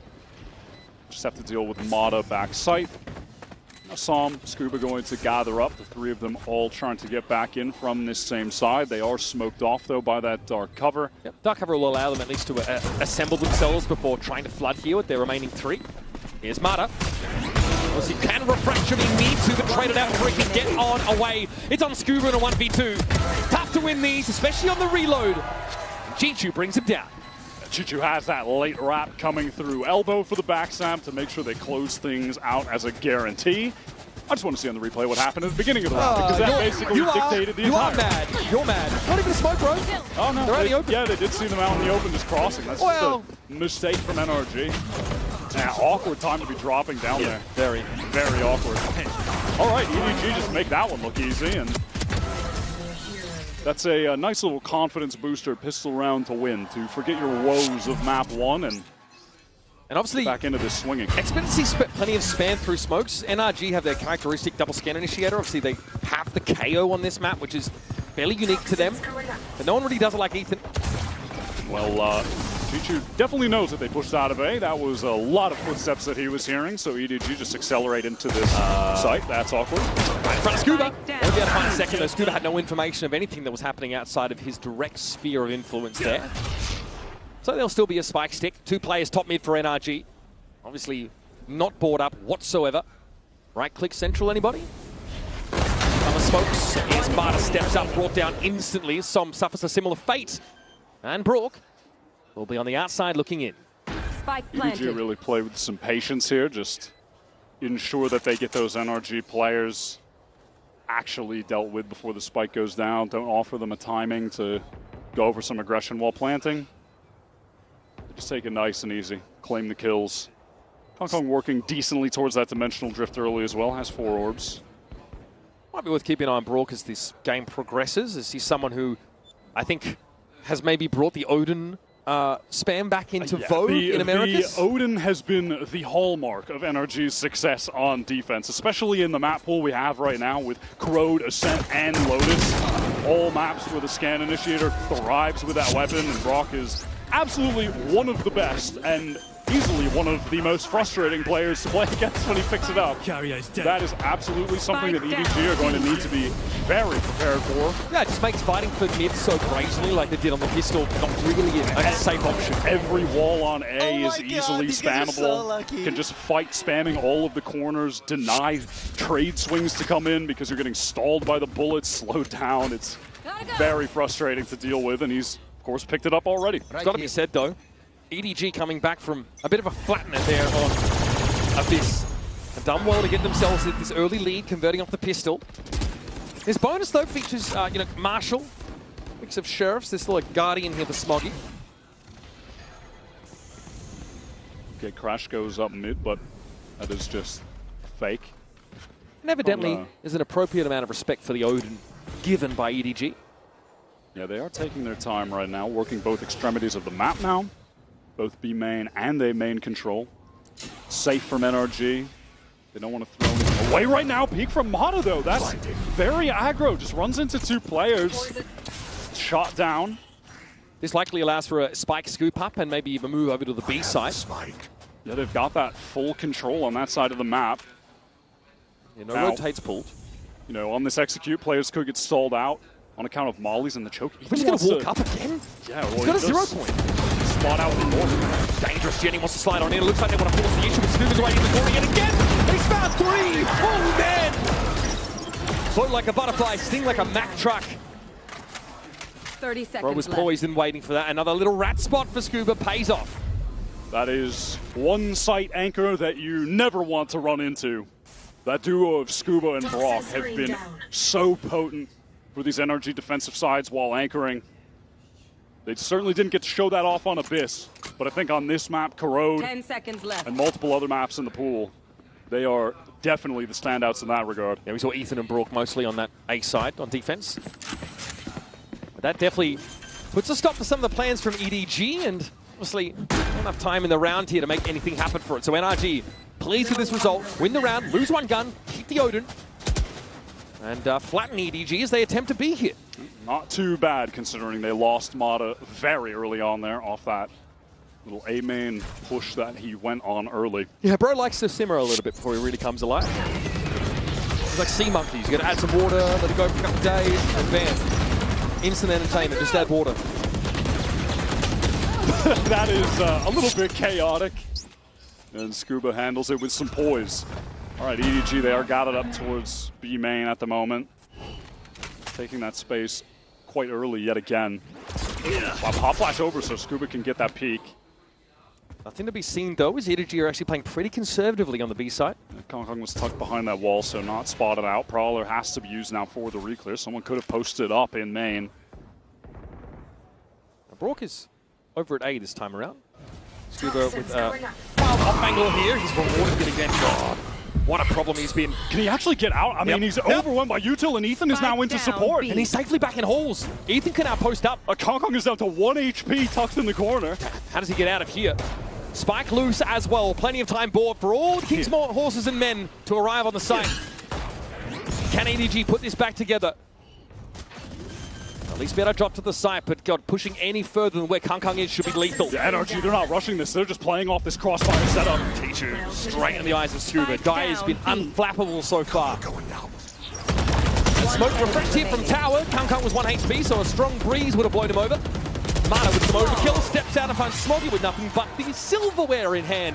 And a flawless round posted by NRG. That was as dominant as it gets. Scuba, again, this anchoring on the B site.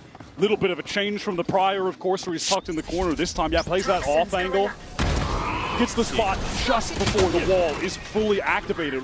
That was a collat that brought Kang down to 1. And then Ethan gets right in. And I love how they play this. They just set up that backside crossfire. They don't over-aggress. They just play it patient. They allow for the rest of the team to rotate in. And EDG tries to get something going before the rotators get there, so they at least have a shot. And they just can't. They just can't with that NRG setup. And now EDG, they are relegated to a very peculiar buy. With a Bucky, just a frenzy for nobody. It's back into this beast site. Scuba denies it yet again. Confident up on the angle. Once again, Jenny just dashes on him like Wave on Rock. Smoggy wants to inch forward here. It looks like EDG are priced into this wire one way or another. NRG, they can just, again here, kind of take their time, wait for everyone to group up. This time play for that full retake. They have a lot of tools to do, and Nightfall goes through that link, but what can they get off of it? Nothing really. I'm not sure if they caught onto anyone. Want to double up and spawn. Mada, oh, the double ping is pretty good. Very lightning. Som able to back up Mada. Converts that kill, and inside the dark cover, Soggy has to succumb. Ethan being a troll, a nuisance, a real problem. Thorn in the side, if you will. And NRG on a bit of a roll here on defense now that they've found their footing. We've seen this NRG team in situations like this, getting the ball rolling on defense, completely taking over the game, and being an absolute wall for the attackers. This time, going into Scuba, yet again, 3 rounds in a row, and 3 rounds in a row, he's finding kills anchoring. That's Ginny just overextended, no one able to support, goes down, and then NRG retreat. They're able to play for the retake. Hey, why are they testing the kid, man? It's a great question. Referring to yourself in the third person, I'm impressed. This has got to be a timeout for EDG, surely. And Scuba is sat at 8 kills already, has the Viper's Pit.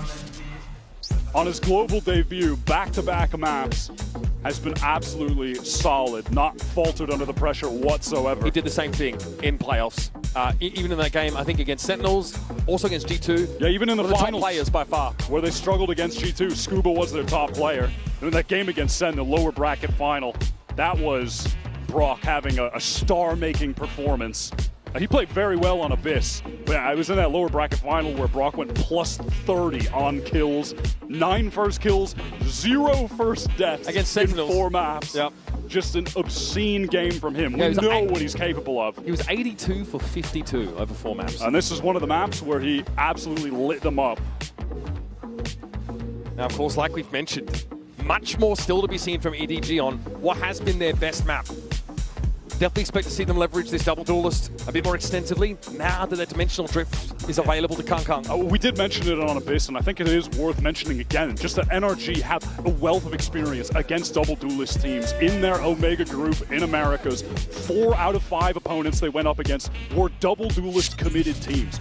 They have prepped so hard for this in their runs against champions that they absolutely know the style EDG have here. And something I'm looking for from EDG is just how they put together their set plays on the attack side, because against Shilai Gaming, they went thrifty in round 2 of both attack and defense half. Pretty good, at least regionally, at dealing with that gun disadvantage. Not a factor in this round, they have to buy it. Want to see more from them. A lot of spam coming down mid. Brock playing in that A link, just dispensing his various pieces of utility to get some info as to what EDG's plan in mid is, and there isn't much of one. They've retreated after spamming, after making all that noise to get into A main, take all of that space. All right, convergent paths being wound up. Wow, this could be potent. The convergent paths with the Odin spam. Yeah, that hindrance buff could be a debuff, while it could be a huge issue for EDG if they try and break through a main. He's that dimensional drift though for Kang. He's going to get ahead of the game to some degree. And here comes the pass now. Ready to fight is Mada. Jenny falls back and Hind down. Got to be a follow-up at some point, and Mata does not want to overextend. Knows that EDG waiting on the other side of this wall, but doesn't serve them anything up for free until Jenny steps up and sits down. Brock with the Odin! It's a devastating combination, and it's knocked EDG down to 2 players. 30 seconds. Wow, what a shot from Chichu. Just pops out of the smoke with some rapid pace. Scooter is on a very late wrap towards A main, so Ethan going to need to bide his time, but he's actually just forced into the duel. EDG take it to him with both players, but do they expect Scuba this late? Scuba, just so you know, we're going to test the boy again. One more time. Oh, the kid, I believe. Oh, the kid. Sorry. The boy works as well. 8-3 already. 6 rounds in. A lot on his plate, but Chichu's gobbled up instantly. That was out to Kang into the finest cuisine on offer here from EDG. Time, though, not on Scuba's side. It doesn't seem to matter. Heavy is the head that wears the crown, and it goes rolling. Scuba steps up to sit Kang down. It may just be time to stop testing Scuba. Relentless right now on Corrode. Supreme anchoring on that B site into the 1 versus 2 clutch. But I do want to talk about prior in this round, the moment from Brock, which was after the conversion paths were used, really stalled out EDG's effort to get into that A site. And then once they are finally able to kind of go for that second wave entry, they're hit by the saturate as well. And that's when Brock just pops off. Chill as ever. Ice cold as we've seen him on the run to get here. That brand of nonchalance only seen in NA Zoomers. And it pays off for NRG. Kang working towards yet another dimensional drift. Sorry, 0 point off the rip. That conveyed a little bit of info to Ethan. It's another half buy here for EDG. Couple rifles, couple stingers, no ultimates to their name just yet. Maybe Genie could get an overdrive active in this round. Mata with the timing. Yeah, just expected another step forward, but it was 1 step back there. They're going to test the kid again. This site has been uncrackable, but they are going for it. They're running into Scuba. He's got the molly ready. He's forced to retreat on account of that relay pull. Genie spotted out by Ethan, but no opportunity to really face into that. That could have had him gobbled up, though. He got absorbed, though. Dangerous place to be up against the Odin, and Jenny is on the receiving end. Oh, that's a crazy adjustment. They still have to deal with Scuba here, and Ethan doubled up, high-low. Perfect. Wasn't even needed there. Scuba very comfortable from that spot. Brock eventually, though, was brought down. Still no plan. Nobody has to stick it here. Chichu miles away, has to get through B main. Smoke's coming down now from Ethan. Paranoia as well connects. The setup was perfect. Ethan picks off nobody like it's nobody's business. And Chichu now has to play off the side entirely. Retake ball being toggled in his way, that's a factor. But Ethan is taken down handily. Now the Leviathan pit is set up for him to get back in. Risky business. Som's looking to get this to half and likely to get off. It's outside of the pit. Dangerous as Chichu shows himself with the tracers. And Som blows into smithereens. Just a commitment to testing this B site and failing from EDG yet again. NRG, the way that they're adjusting their setups with those 2 anchors of Ethan and Scuba, and consistently able to buy time for the rotates to come through. The support from Brock was right in time. That was a pretty nasty adjustment onto the swing from Ginny. And then after the fact, though, they just can't get into backside. We've seen this on multiple occasions. The backside is fully controlled by Ethan and Scuba. That time a high-low on a prior round of Crossfire. Chichu, though, brimming with confidence, even in that 1 versus 3, spends the Viper's pit in order to give him a way back into the B side. A lot of confidence, but also feels like desperation. We need to get around on the board, and I'm going to try to do whatever it takes to claw for it. And it's all for naught. That ultimate just thrown to the wind. Proper buy here, though. Late 0 point should tell a lot. Catch on to 2 in mid, and the Neon spotted, crucially. There are 4 ultimates available for NRG on this round. Scuba has pivoted towards this A site. That's a tag on the clone by the looks of things. Nothing off that Hunter's Fury, but Scuba now preemptively throws a Viper's Pit down on the A side. This isn't enough yet to deter EDG. They may exit via a link, though. Yeah, all of it encompassed by that. All the EDG feeling pressure to retreat. Oh, Scuba's here? Let's go the other one. Yeah, genuinely. Time to go to B, but now you're going to deal with Brock with that Odin and a total lack of main control. You know, when they come in, Brock could try to go for some spam, retreat back to elbow, and then Mata has the cross with this off, push onto it. Oh, like another wall expand, Jenny! Very low. Somehow alive though, Martin gets traded out. Chichu and nobody get involved in that engagement, and Brock is still looking for a way to make use of the Odin. It's Ethan stepping up, Brock down, Odin threat neutralized. Kang deals with Ethan, who won't be brought back into the game anytime soon. Now Scuba and Som had to put it together. One in tower, the other coming from top mid, and that's crucial. This kill here is everything. Kang not ready for the swing, but still recovers in time, and even found Ethan off the backside. And now there's this wrap coming in. Gina getting into elbow. Som has to drop, has to make some sound, and beautiful, beautiful. Perfect moment for the swing. EDG finally get one on the board after that 5-round drought. It just comes from pressuring A into the pivot towards B, not running into Scuba. And honestly, I want to see this kill from nobody onto Mata. Yeah, finding that instant trade was massive. I mean, imagine if Mata, even with low HP, just gets back around the corner. There was no one who would have been able to kill him. He could have just posted up in main. That would have been so difficult for EDG to deal with. The sick from Kang. Yeah, and then that 3K is beautiful. Beautiful stuff. And also the null commanding Ethan is not in a position for that ultimate to have any effect, so he spares his team the suppression and gets 3. So many ultimates used in that round for NRG. None of them at any serious level of value. And this has put EDG in a situation where they can get back in this game. Now they're the one with the ultimates advantage. NRG has managed to spot nothing down mid yet. Mata hasn't pushed out for a swing. Trying to wait patiently on this. Som is very far forward though in yard. Trying to reposition himself. Oh, that's a clone. Case of that flash here. Now obviously spotted out by this dimensional drift. Som is on the retreat towards site. Mata needs to get out of there with that light speed under a lot of pressure. With the saturate buying some time. Mata actually swung into that. That is completely unhinged. Not going to be able to connect though. That's the Horde in play. 0 point captain 3 EDG players. They want to keep this going. Look at this triple face from NRG to try and hold backside.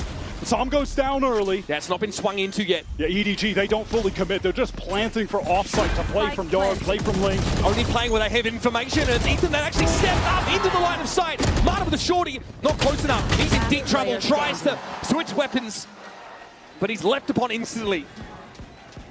And as good as Scuba's been, he has been put out of the action this round. And now it is going to be time for him to save. Ethan is on very low cash, so they would love to be able to make sure that they can get 5 rifles going into this. Next one just retreats towards spawn. EDG, they finally stop the bleeding, get back into the game. They made the right decision in that execute in terms of where they were planting, how they were playing off of the spike. They didn't overcommit. If they had, they would have went right into that NRG triple face stack up backside, but they don't get baited in. Really well handled. Don't get carried away with it. Playing off that A side. That's the dimensional drift committed there. But to put Mata in a position where he could not be involved. Great patience considering, I think, a large number of frustrating circumstances have befallen EDG, not just on this, but also on this map, trying to work that B site. I think they're starting to realize that A might offer a wider array of options for them on the attack side. Absolutely. It is time to just simply avoid Scuba on this B site. It's been locked down on the left half of the map. Just focus your attention over on A. 0 point goes down bottom. Mid doesn't catch anyone out from EDG. They wait it out, and now they start to press forward. And no longer is Brock set up top mid to spray through. This time he is out-droning. Through link out to mid and doesn't spot the player on the other side of the I don't wall. think spotted him, but Kong thought he was. Can't really blame him. Teleports to the team. They're going for the B exec again. They're testing Scuba again. Jenny tucked in the corner. Ethan now with the fragment to try and dig him out. Smoggy took some damage from him, but Jenny's going to win the fight at elbow. That's Scuba down. No more Viking util. So up to Ethan. Unreal. Nobody's head goes rolling and he says, why not? In for a penny, in for a pound. Falters. How does he not trade that? That felt like a sure kill. Now dangerous now. Chichu at 5, but still very much a factor. Planted.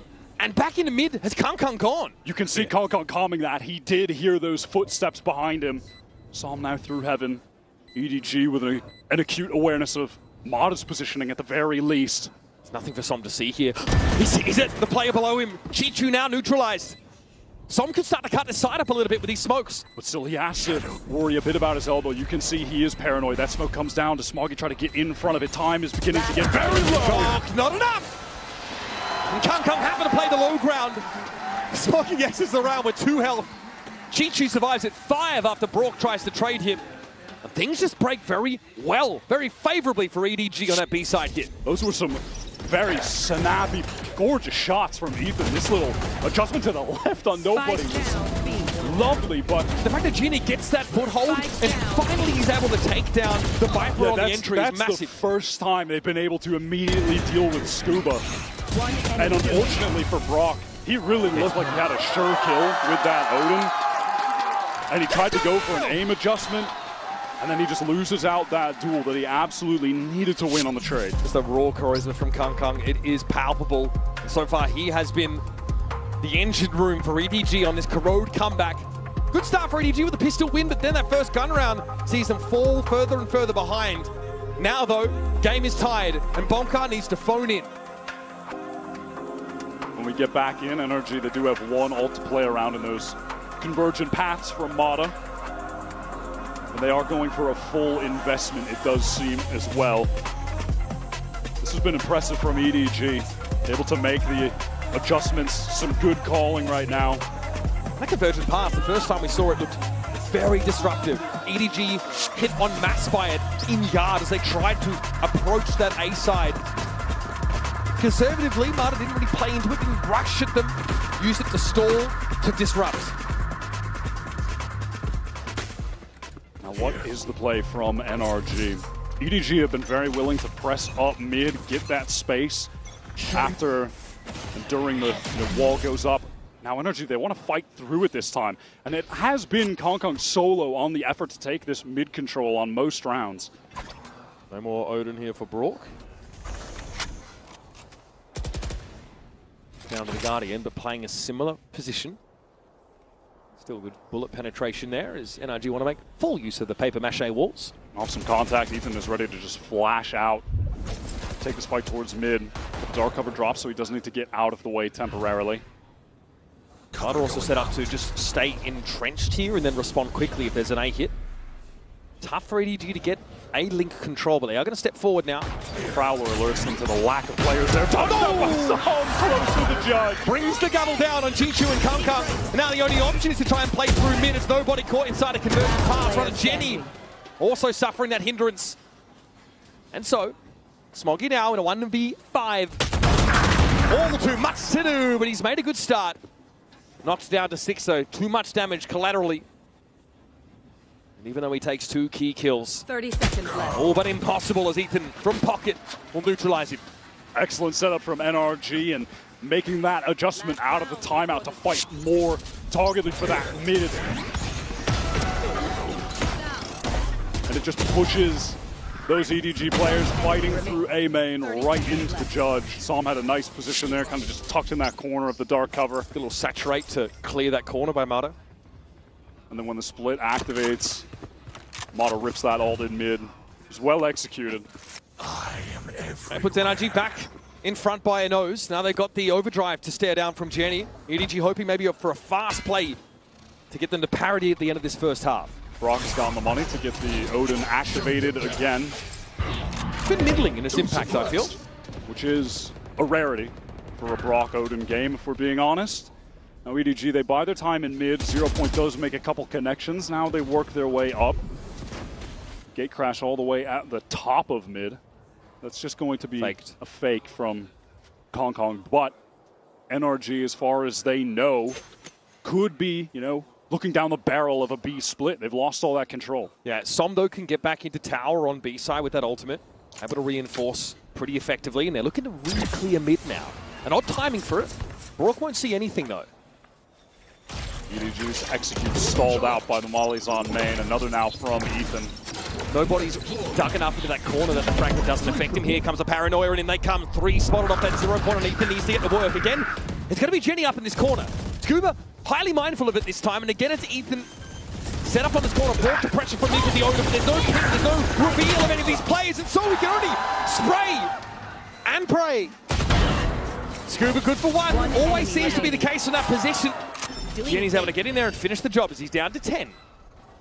Pretty shocking, honestly, that EDG are able to make that work, but respect to them. NRG were fully stacked up on that site. I think vindicating at the end of the first half to return to the scene of the crime and find great success on a very clean B hit, all things considered. Really competitive first half. Great to see that recovery from EDG. They were able to make the right adjustments at the right time when it looked like things were just spiraling out of control, and we've got another close game. Ball from Corrode on the other side of these messages. Enemy remains.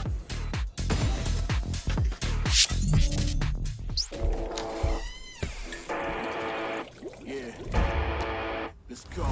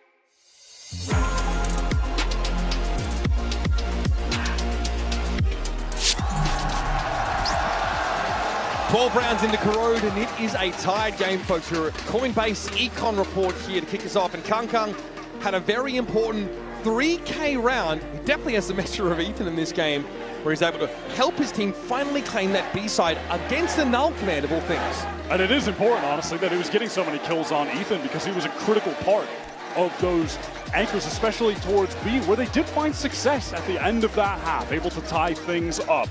It was an impressive showing, and outside of even just the individual play, it seems like Kang is really keeping his team hyped up, keeping them in the game mentally as well. They're really important, I think, for Jenny as well. They mentioned he's someone who they really want to set up for success, trying to keep his head in the game.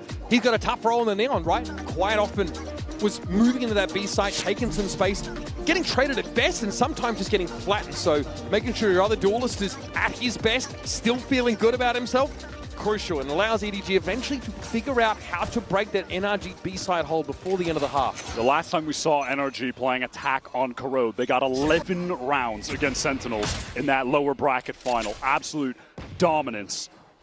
Can they repeat a performance like that? Are EDG ready to stave off how strong they are on this side of the map? We saw Smoggy was the highlight player of Abyss. A little quieter to start this one off. And Brock as well, someone who we sort of hyped up a little bit, said watch out when he gets the Odin in his hands. Yeah. Wasn't really able to do much with it. For a very good reason, but Time to jump. Yeah, not this time around. Said it was a rarity that he didn't get a lot of value with it, and that is the genuine truth.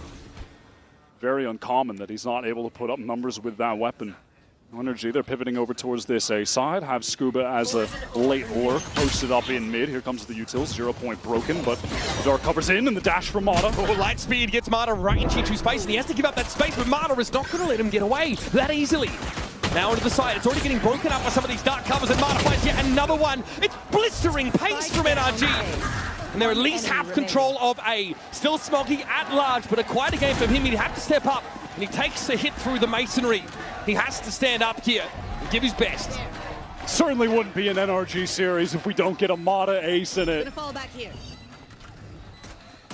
And the man has produced them with uncanny frequency in Americas. Yep, he is the all-time ace leader in the region, but Smoggy on for another pistol clutch, but denied by Som at the last moment. Closer than NRG would have liked it to be, but you can see what Waylay offers you in these situations. Break that crosshair placement, threaten to overwhelm you very quickly.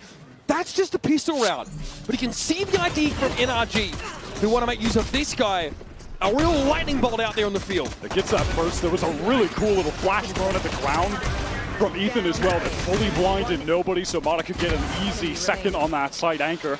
Good job, boys. Good job, boys. Man, if Smoggy did it again, he was so close. Solom able to stand up there and be the neutralizing presence NRG needed. Stabilizes for the team, and now they have that second round bye, which involves a couple rifles, a couple pistols, and the one stinger for Mata on this entry towards Link in prime position to get his, but it's a fight down mid from EDG. Yeah, Kang wants a bit of it, and he's already collected up 2 of those sheriff kills. Doesn't want to give up the space quite yet either. He gate crashes over to B, but there is an insert of Smoggy left top mid.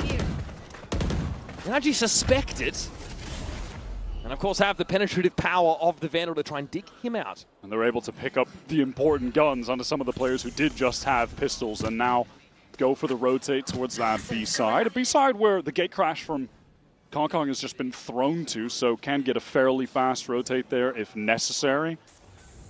EDG, they do want to commit to the effort of holding mid, catching a player there. You see how important it was that Scuba stays alive in that early trade. It allows NRG to get out of mid, and Kong's none the wiser that they're headed to be. Convergent paths already from Mata. Wants to commit them just to ensure that they close this round out. Well, a fair guess to assume there'd be an entrenched defender here for EDG. And honestly, when you get them on round 2, I guess, sure, just send them. Let's make sure we win. I believe we call that easy come, easy go, right? We'll play off the site. Back and right on up here. Mata, of course, has a light speed to get in. No refract, though, to get out. Planted obviously pretty well out in the open. That dark cover's about to dissipate. Chichu spotted, dancing the boxes in the background. There's a flash, but no attempt to actually play through it for NRG. Mata's hoping to get some information from above that wall, but sees very little. There's a gap here that Kang might look to exploit. Not quite quick enough from the trigger finger, though. It's a Vandal that gets the better of him, and now Mata will step up for real. Some big frags in the second half. And NRG convert. Only one gun taken out of the round. And much like the pistol, Smoggy just suddenly collects 2 at the end of the round. Significant damage done, and it'll be curious to see what the commitment economically from NRG will be now that we're heading towards EDG's first full buy. I mean, when you go into the bonus with the double rifle, double pistol, you're hoping to get a pretty legit bonus by going with rifles. That is not going to be the case. No, there's going to have to be some... I mean, unless they just hard force it. No, Bulldog here, some on a Sheriff. Nobody instantly over towards the Odin as well. So it is a mixed kind of half by, really fast from Mata getting into that link. 0 point confirms a lack of presence. Kong with the mid swing. It's the first one to Ethan. Makes it work with the Bulldog of all things. Mata just a little bit haphazard there, steps out into a double face. Very far ahead of the rest of NRG on a solo mission that goes wrong. No desire to slow down. NRG not able to get off that A main ground to assist in time. Now look at this stack up from EDG. This should absolutely shred NRG when they round this corner. Time for the kid to test the champs, I think. Relay Bolt's going to slow them up. There's a ping, though, on Jenny around the corner.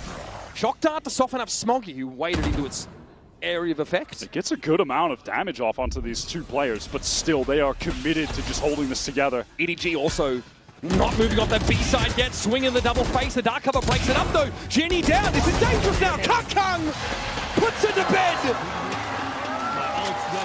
Up to a casual 17 kills, leading from the front.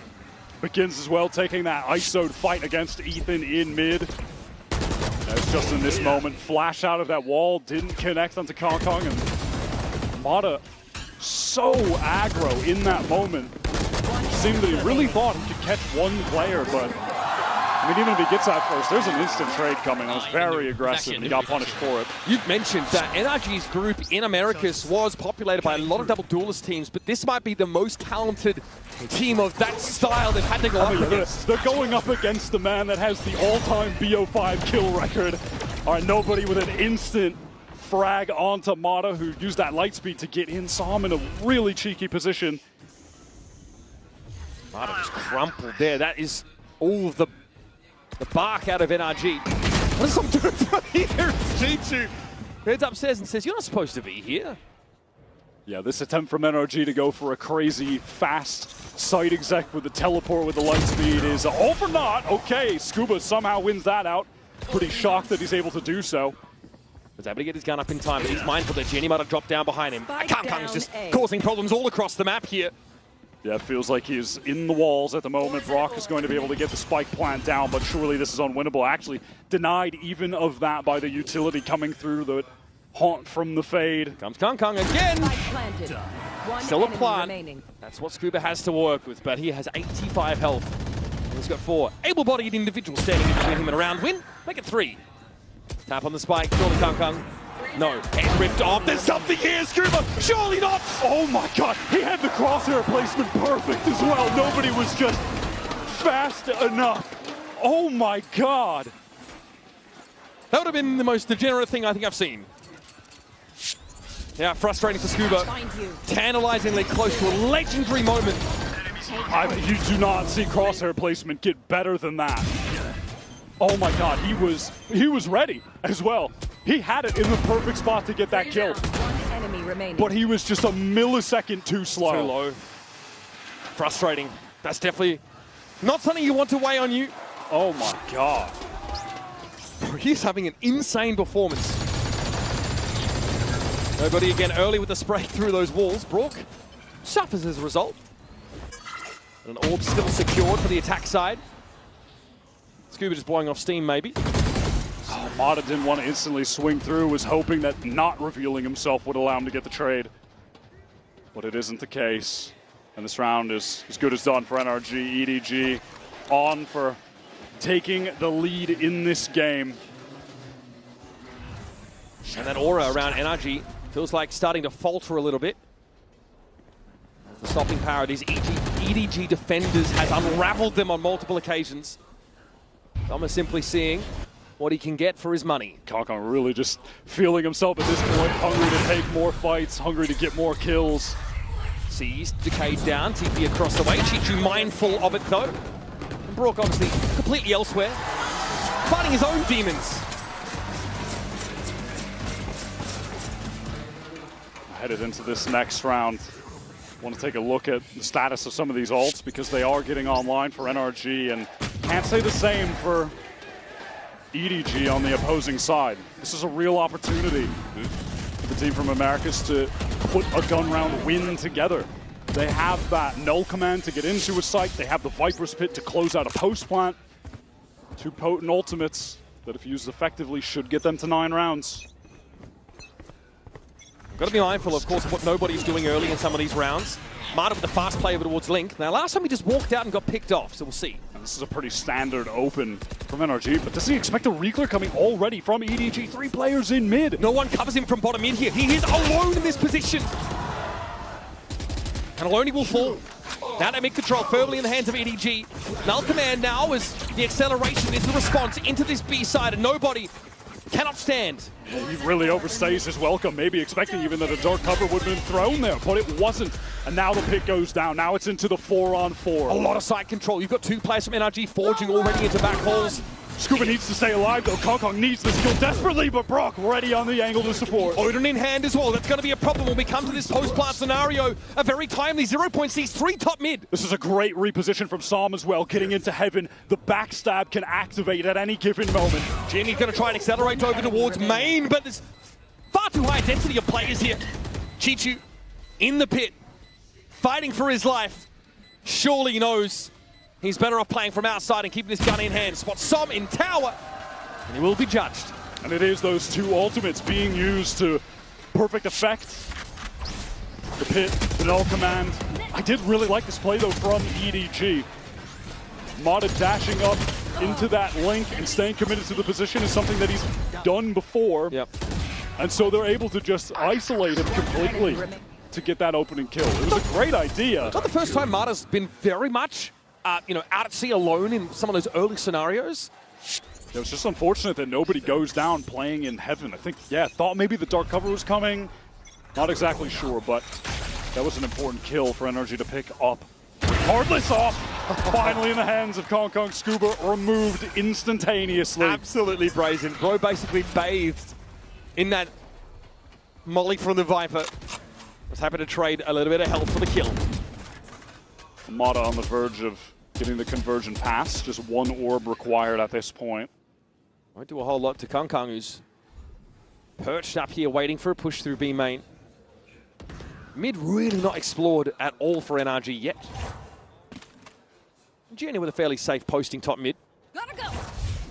Shoulder peeking at regular intervals as Ethan is yet to show himself. Brock, a bit of a reclear towards A main. Energy have really slowed the pace at the moment. They need to commit a dark cover to obscure this top mid view. Danger. Virginia goes down to half HP. Just warning shots though, but NRG are looking to scale up this mid control now. This is about to get ugly. EDG, they want to pop out of this potentially. Smoggy on the angle. Multi-fight, there's got to be some action here in mid, and there is. Jenny and Nobody able to find one each. 30 seconds. I mean, unfortunately, Ethan and Mata, they're hindered. All right, there it is. Light Oh, speed. that is criminal. Snaps the crosshair positioning entirely. Now Kang, who was positioned up in tower, gave up that spot to play back through spawn. And now Ethan planting for Mata to keep playing in that link. How aware are they of the tower position? What is that from Ethan? 5 points of health. Well, 4 more than he needed. That is just a pixel shot from Ethan. I can't believe NRG win out that mid fight. EDG have 3 players ready to activate on that contact from Smoggy.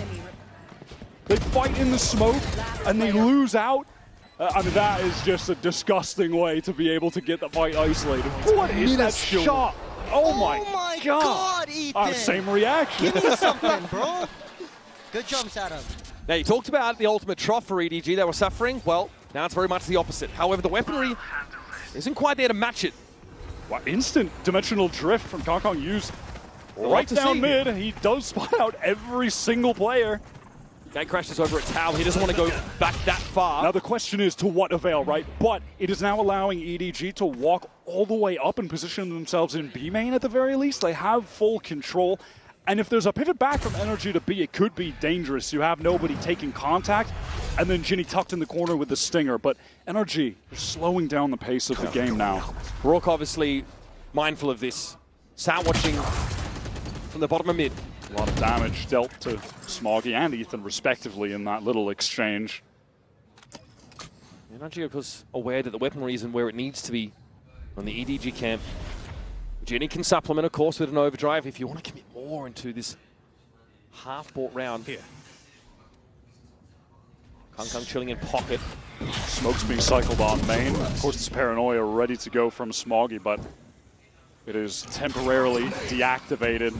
That's a nice little fragment there on Kang. He takes a bit of damage, has to step up, and now looking to play off this Paranoia. Chichu forced back. Paranoia comes from NRG. Now they're going to assert themselves on their way over towards the A side, and Marta's good for it. Chichu posted up, completely flashed. And Nobody has to work his way in from mid. Do you see that counter util from NRG after they're hit by that Paranoia? Immediately, Paranoia of their own, synchronized with that Saturate coming through. The 2 anchoring players blinded, hindered, and from there they are just deleted with absolute ease from Mata press forward. Obviously outside of the fact that NRG take another big step towards a series win, it's a buff around economically where they don't suffer any casualties to the sheriff buy of EDG. Can build that foundation a little bit more.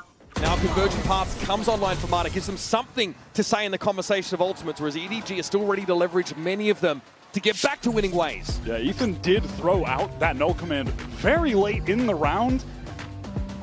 I don't know, feeling pressure in a bit of a chaotic moment on the entry into site. Wants to ensure they pick it up and get to 11. Maybe regretting it a bit though, given the state of EDG right now. Would be nice to have the opportunity to turn some of those ults off, but that it will not be the case. Now it is only relatively quote-unquote early in the series. It's our second map, but with a 32 mapper for Abyss, 32 rounder, excuse me. Corrode now going pretty close. That fatigue is going to start to set in. EDG in the last few rounds, if you've seen, have had issues countering the movements of NRG, but his early rounds have tended to favor them, right? They've been able to pick up kills. In fact, it's NRG converting on some of these 4v5 scenarios. That messy mid-fight a couple rounds back feels like it was an inflection point. What do EDG have for us? Chichu with a Viper's Pit, crucial. Nightfall for Nobody. Is this just going to be an accelerated B hit from NRG, throw in the Convergent Paths? Maybe again, Psalm goes for a From the Shadows, TP's forward. He tried it last time. I'm watching some frenetic pings from NRG in this direction. Looks like they want to hit this one hard and fast. Kang falls back, spotted out by the Al drone.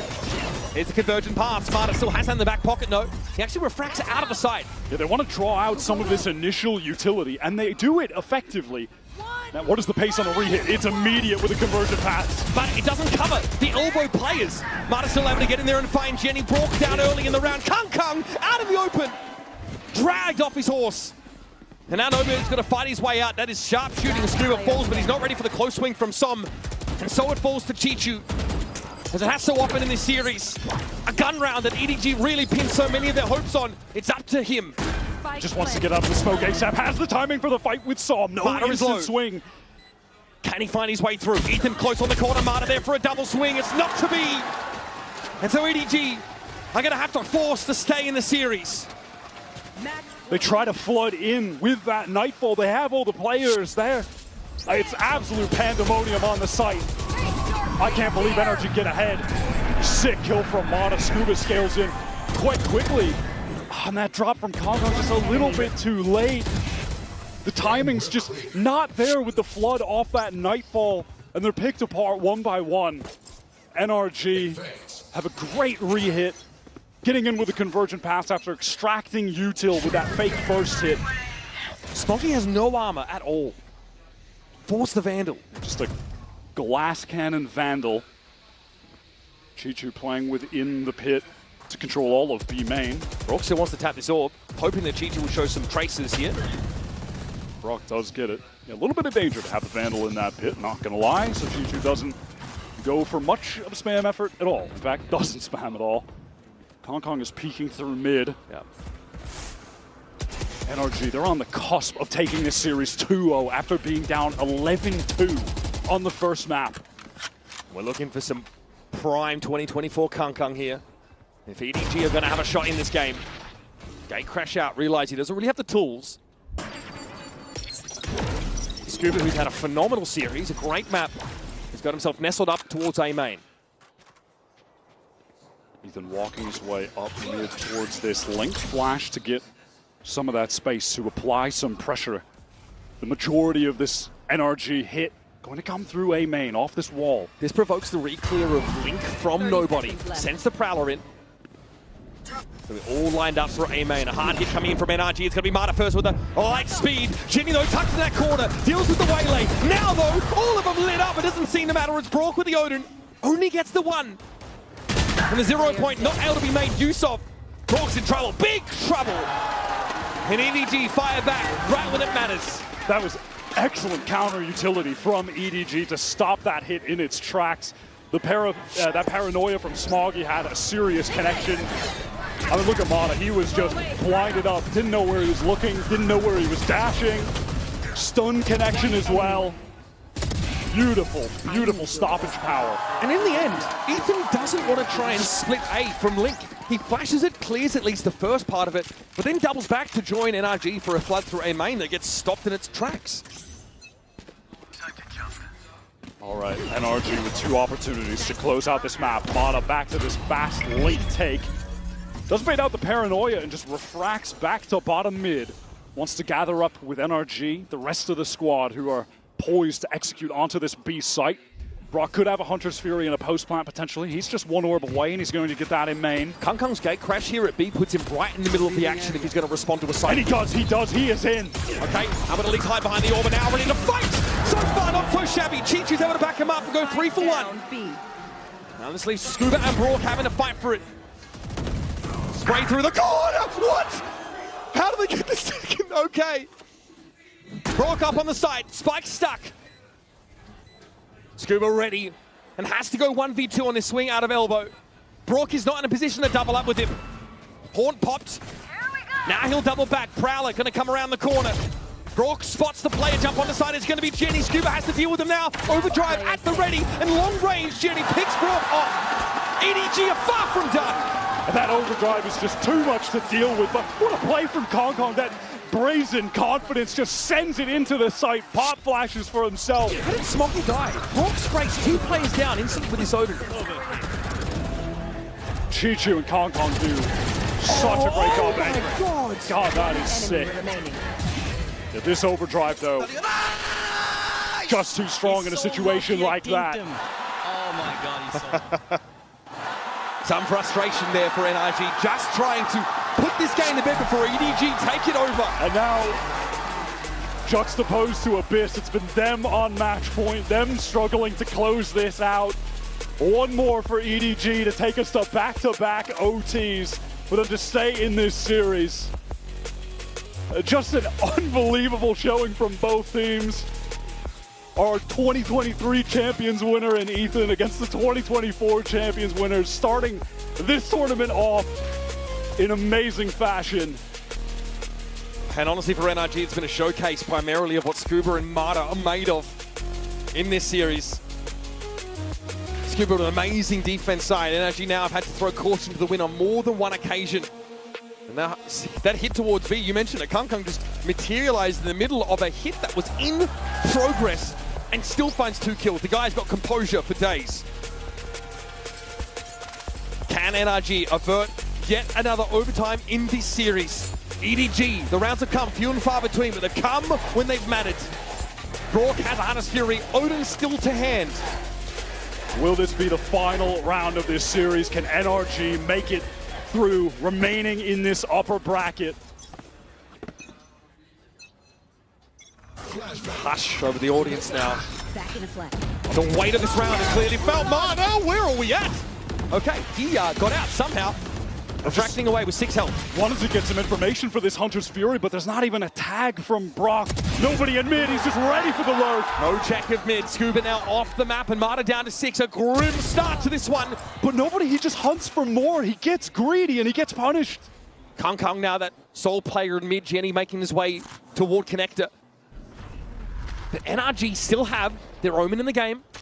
Still have the util to put together a hit on B. And that's going to put Chichu yet again to the test. And that dark cover is thrown up mid from Ethan to kind of make it seem like they could be working up there, but Kong knows that that is nonsense. He's pushed all the way down, but the pressure will be on Chichu. He's playing from elbow. He takes a lot of damage. A risk to get the molly off. He doesn't want to give up this position. He's trying to hold it for as long as he can, but he eventually realizes he's got to concede. Yeah, just routed over towards Heaven. Wants to hold elbow to the best of his ability, and NRG, they're going to swarm him. They want to overwhelm this position. They're running out of time. They take it now. They slow down. There's going to be players coming from top mid. Chichu can still set up here in tower. There's the paranoia, and that's the signal to go. Mata clipped by the para. Chichu here knows Ethan is going to be sniffing at his heels, and on the side, Brock at least finds one. Needs more. There's Ethan. Now can make his way out with Sob. Disrupts the defuse, and Ethan puts it to bed. And his hand, it starts in 2023. And in 2025, Ethan looking for another shot at glory. This time surrounded by young, hungry shooters.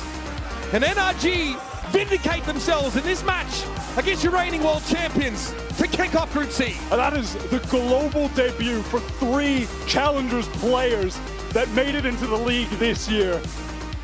A stunning showing from Mata, who just absolutely lit up EDG on that map 1. He goes 5 for 12 on the first half, but drops 31 kills total to win that out in an unbelievable comeback, a 17-15 round OT. And on Corrode, when it looked like EDG were going to make that comeback of their own, when NRG was struggling on match point, they found the resolve to close it out. Som and Scuba, a strong duo on that Corrode map to get them over the finish line.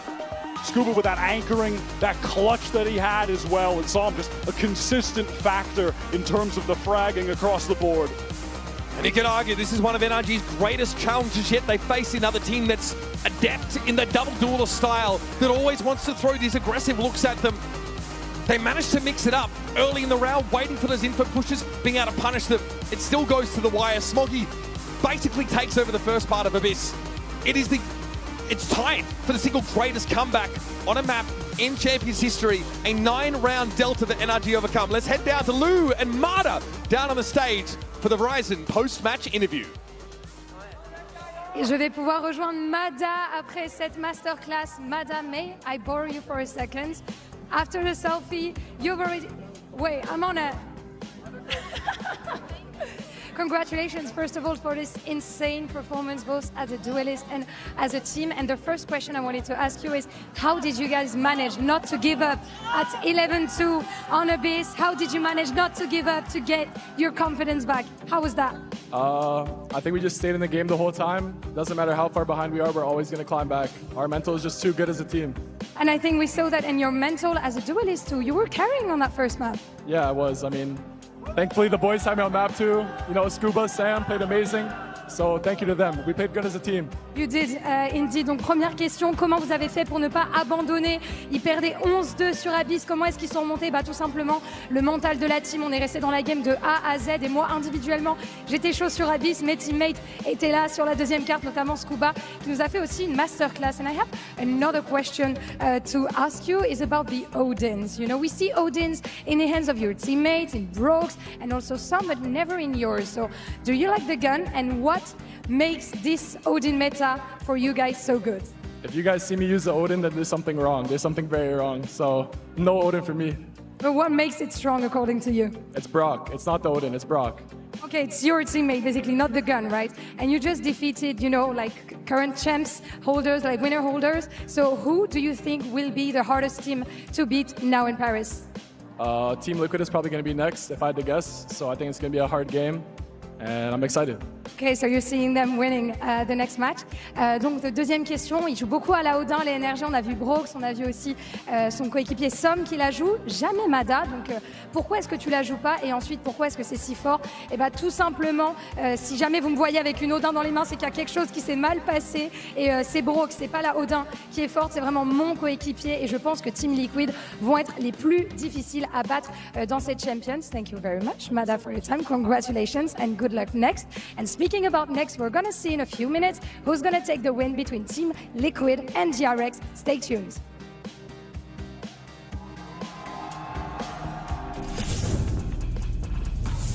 Yo, if these dogs want to fight, bro, let's give them the fight, you know?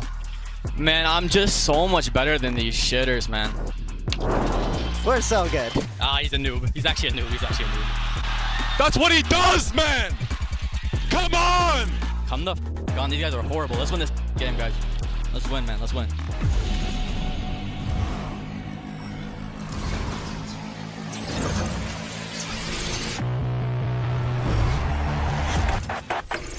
Now that I'm a mom, things are different. Verizon's different too. They let everyone in my family choose different plans. We get what we want and we save money. Love that for me.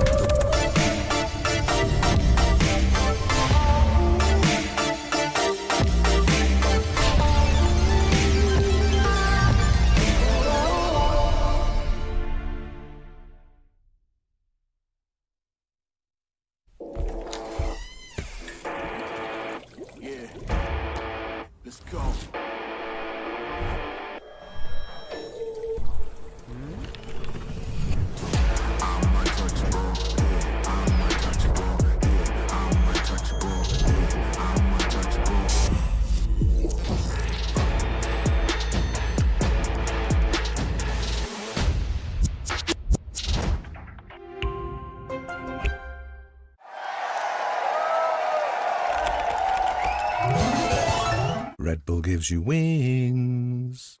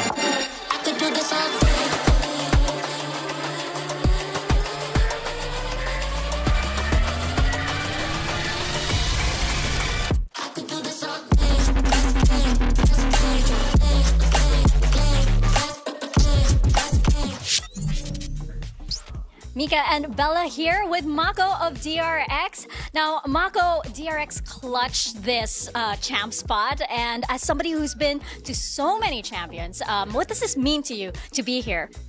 아슬아슬하게 챔피언스 막차 티켓을 성공한 DRX인데요. 원래 엄청 많이 무대에 서보신 경험이 있는 만큼 이번 파리 진출이 어떤 의미가 있을까요?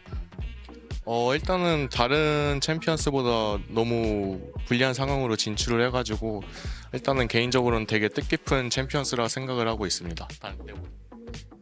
I mean, it's unlike the other champions that we were at. We were dealt the unfavorable cards coming in as the last seed, but yeah, I'm looking forward to enjoying every bit. And one quick last question. IGL 누구예요? There's been a little roster discussion. I'll say the English part. Who is the IGL, Mako? Translating. IGL 누구세요? 접니다. Did you get that? It is me.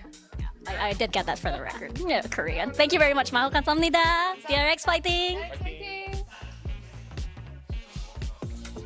You heard it there from Mika and Bella. DRX, they will be taking the stage very soon, and it will be under the leadership of Mako, not Australia. Bane is back on the team. He's confirmed to be playing today. I think all of these are surprises that we probably didn't anticipate. How exciting. No, not at all. But, you know, if you lived under a rock after Bangkok and weren't following Pacific, you'd be like, okay, I guess it's normal, you know. Bane's still playing, just expectations. But it has been, Bane hasn't played a game with DRX in Stage 2, so this is a major change. Yeah, he did play with them in a mid-season tournament, but other than that, you're right. He has not had VCT reps with this team in a really long time, and I always question moves like this prior to an event of this magnitude and this caliber. In between stages, sure.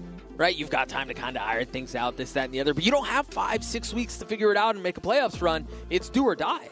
And for DRX as well, even the way that they made it here was a little bit all over the shop, right? You heard it, they didn't even make it here by qualifying. They needed some points, they needed some help. Some teams losing and winning here and there, but they have always made champs. And when they've made champs, they have always made it out of groups. Yeah, they have. That's what the history says. They're the masters of getting 5th or 6th place. And yet this group feels like it's going to be really tough, especially watching that first series, how competitive it was between EDG and NRG. So I think coming in with a strong showing here against EME's top seed is a really big indicator for them. Yeah, and I think we talked about it a little bit earlier in the pre-show. I don't know that DRX have ever looked this weak coming into a global, coming into champs either. So while they do have a lot of that history of being prolific and performing in that situation, I'm much more hesitant to put money on that one. That one's tough. Does that have anything to do with Bane though? Does this buff them a little bit, Doug, that they come in with Bane, or nerf? I almost, so my initial thought was, okay, you've got a little honeymoon you can go through, but it's not like they haven't played together before. Right? It's not like that. There is a completely new injection of talent and personality and voice and this, that, and the other. So this, I don't know. Have we ever seen something like this where an ex-player rejoins a team right before champs? Honestly, maybe, but I can't think of it in the top of my head. I can't run the numbers. It's a unique situation. Yeah, incredibly unique. But I do think what DRX is maybe looking for with Bane, they're hoping and looking at scrims and whatnot, is for some fragging power. I think that has been a little bit of a weakness with them, with the current roster coming into the tournament. And I can hope that we see that from Bane. Mako, too, from the IGRL can get it done. One of the benefits, however, of making it to champs is that our players are getting to sample the famous French cuisine. Here's Human enjoying the taste of Paris with Lou.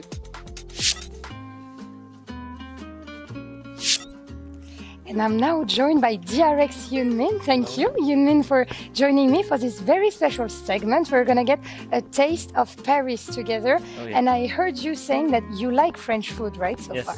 So are you excited? Excited. Okay, so the first dish that we're going to try is, obviously, do I have to introduce this one?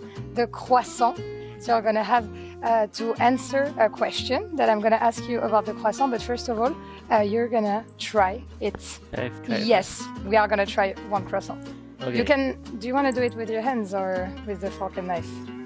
Is it okay to do my hands? I think so. Yes. Okay. Let's see one piece. Would you like a piece? Please. Do you want to do it yourself? Yes, I can do it myself. Merci. Okay. So let's try it out. Okay.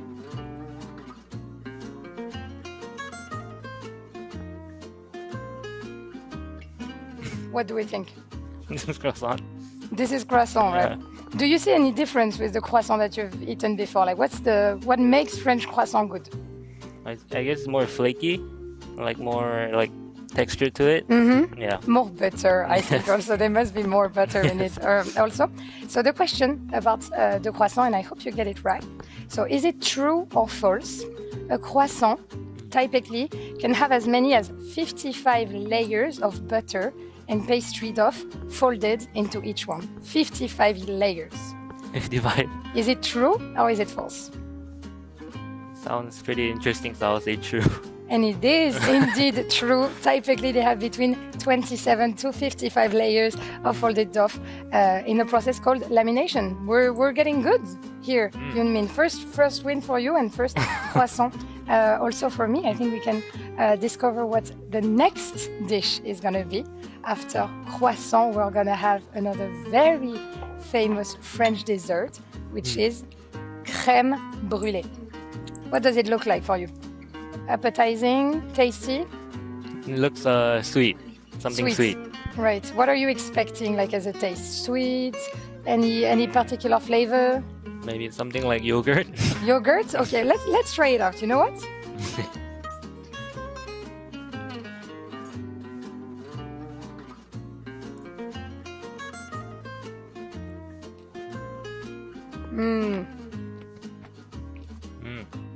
I think this is one of my favorite desserts. Tastes really good. What does it taste like? Yogurt or better than yogurt, actually? Better than yogurt.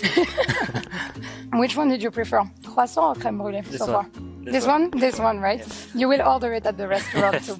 Okay, and last but not least, a very famous French dish that gave also its name to a film that you've watched, Ratatouille.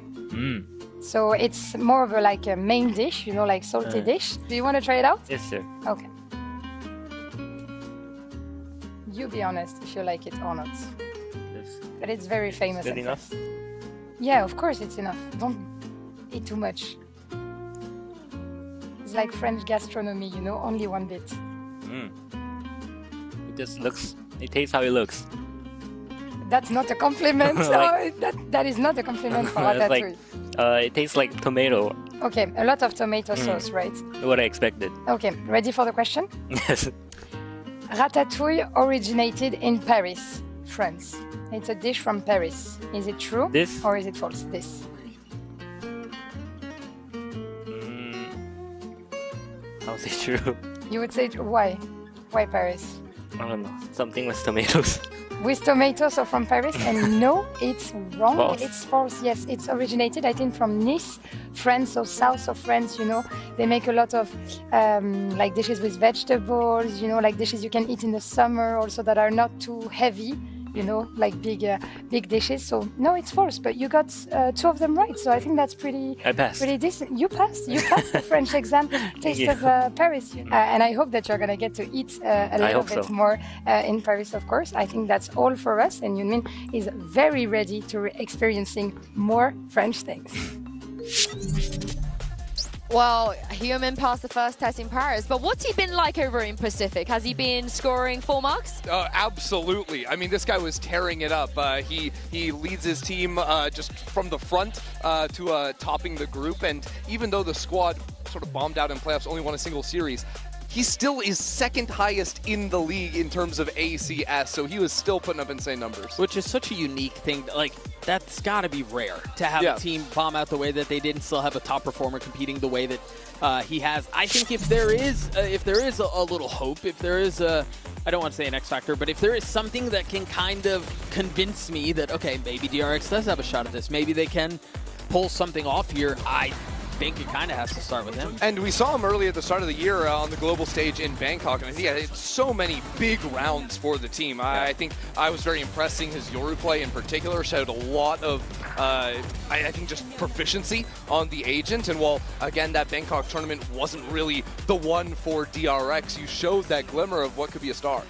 I mean, he has been, like you guys said, despite the thick and thin, the highs and lows, he's always been consistent, which I think is pretty fair to describe the way he's been playing so far. But he will be facing up against the #1 seed of EMEA, Team Liquid. They win a trophy domestically, and Trex is back at Champs. Not with Team Vitality, but with Team Liquid, and he looks amazing. By the way, Trex, not T-Rex. Yeah, we call him Some Trex. people think it's T-Rex. The crazy thing is that Trex was playing against Hyunmin and the rest of DRX back at Bangkok with Vitality. But I think ever since he joined this Team Liquid roster, this is just a squad that cannot be stopped. Drop a single series, and he's just putting up consistent numbers. It is interesting to hear the discourse around Team Liquid. They come through this as the #1 seed. They look really good on the roster. They have some incredible players individually. You talk about Trex, you talk about Nats. Obviously, he has to be mentioned every time. He's household at this point. But there isn't a ton of confidence. Why is that, in the team? And I'm really... Wait, what do you mean? I'm really curious as to why. Do you have confidence in Team Liquid?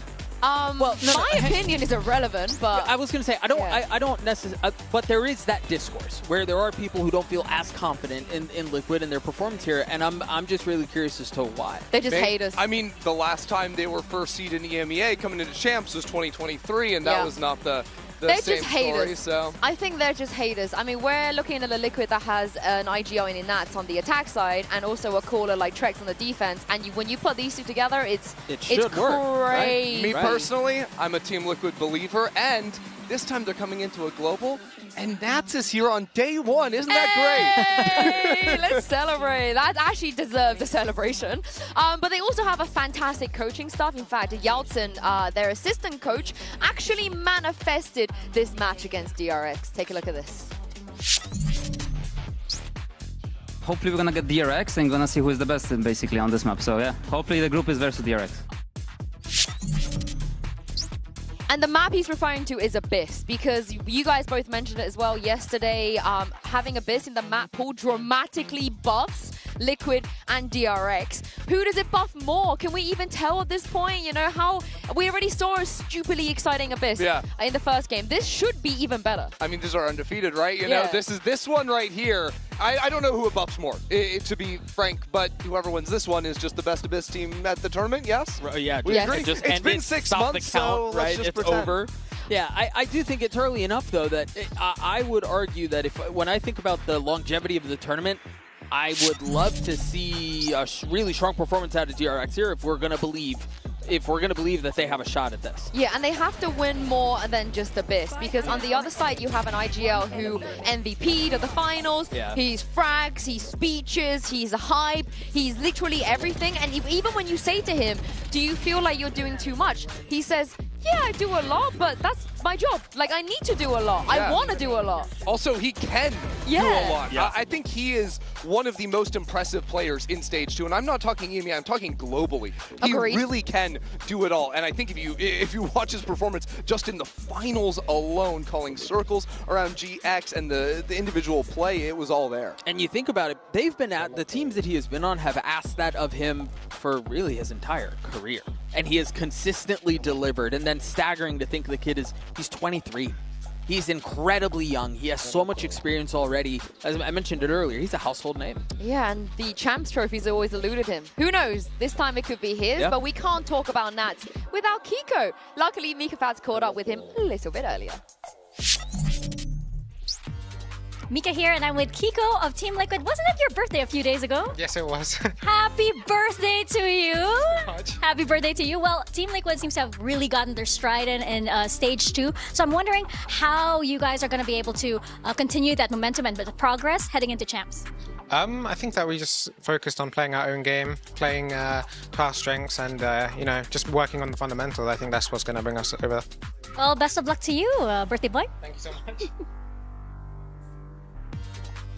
I mean, Kiko has also been one of the reasons that Liquid have been successful. You know, the secondary duelist, roll swaps, the smokes. At least in EMEA, he is considered the best in that role. I don't know how you guys feel about him coming to a global event and I guess measuring up to the other controllers in the tournament. I know. I'm a big believer in Kiko, even since watching him back in the Ascension days, trying to qualify into EMEA. But I think he's very strong, and the rest of Team Liquid, I have them, you know, picked to win this series. This is not a Team Liquid playing musical chairs with Penny and Cyril or whatever, trying to get Nats back into it as well. No, this is a Team Liquid that's coming in as top dogs into this tournament out of EMEA. I got a lot of faith in them. Well, these two organizations have never faced each other before, and we're better than the champ stage to settle it. Let's bring our teams onto stage and see who comes out on top. It's Team Liquid versus DRX. We realize that. We realize that. We realize that. We realize that. Come let me this.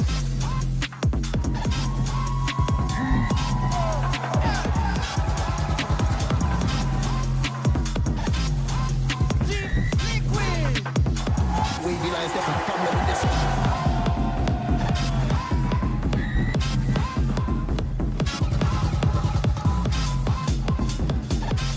It is the #1 seed of EMEA versus the Pacific team that barely just scraped through to make it to chance. But for Mako, he is one of 3 players that's made every single Champions tournament in the history of Valorant. And the one time he played against Nats, when Nats is on Gambit, he did lose. So this is a very, very historically rich matchup, despite the fact these orgs have never played against each other. Yeah, you've even got the history of this year where Trex did play against this DRX team, and Trex also got the dub versus Mako back then. But the thing we all have to be freaking out about is Abyss is map #1. 2 of the best Abyss teams in the world back when it was in the pool back at the start of the year. This is our first time seeing them on the field of battle in a long, long time. And for it to open the series, too. I mean, we're talking about a tone setter. You know both of these teams are playing into their strengths, as we talked about, and yes, there's been a long time, so who knows what either of these teams have prepped as far as composition or how they want to approach the map, but this is the perfect first chapter for this year. And what I find really interesting, Team Liquid picking defense on a map that has been historically so attack-sided. I don't know what's going on there, if they have specific ideas they want to run, but I mean, even in our first series, seeing Abyss still being so attack-sided, no changes to the map, that is certainly a choice out of Liquid. Yeah, and both teams, they believe they're the best Abyss team. They're both very confident on what they can bring on Abyss. And for Liquid in particular, they are very, very good in the preparation phase. They like to throw their opponents off, and they also are very well prepared when they get thrown off as well. But this Abyss, both teams knew it was coming. They have we're going to see the best of both teams. And here's the thing is, I think just focusing on agent select is really interesting because the meta has changed a lot in terms of what has been popular on the map. Back when Team Liquid were playing it, they were playing like the old Ascent default comp with a Cypher in there for Nats, but you're seeing Jet, single smokes, a KO in the team.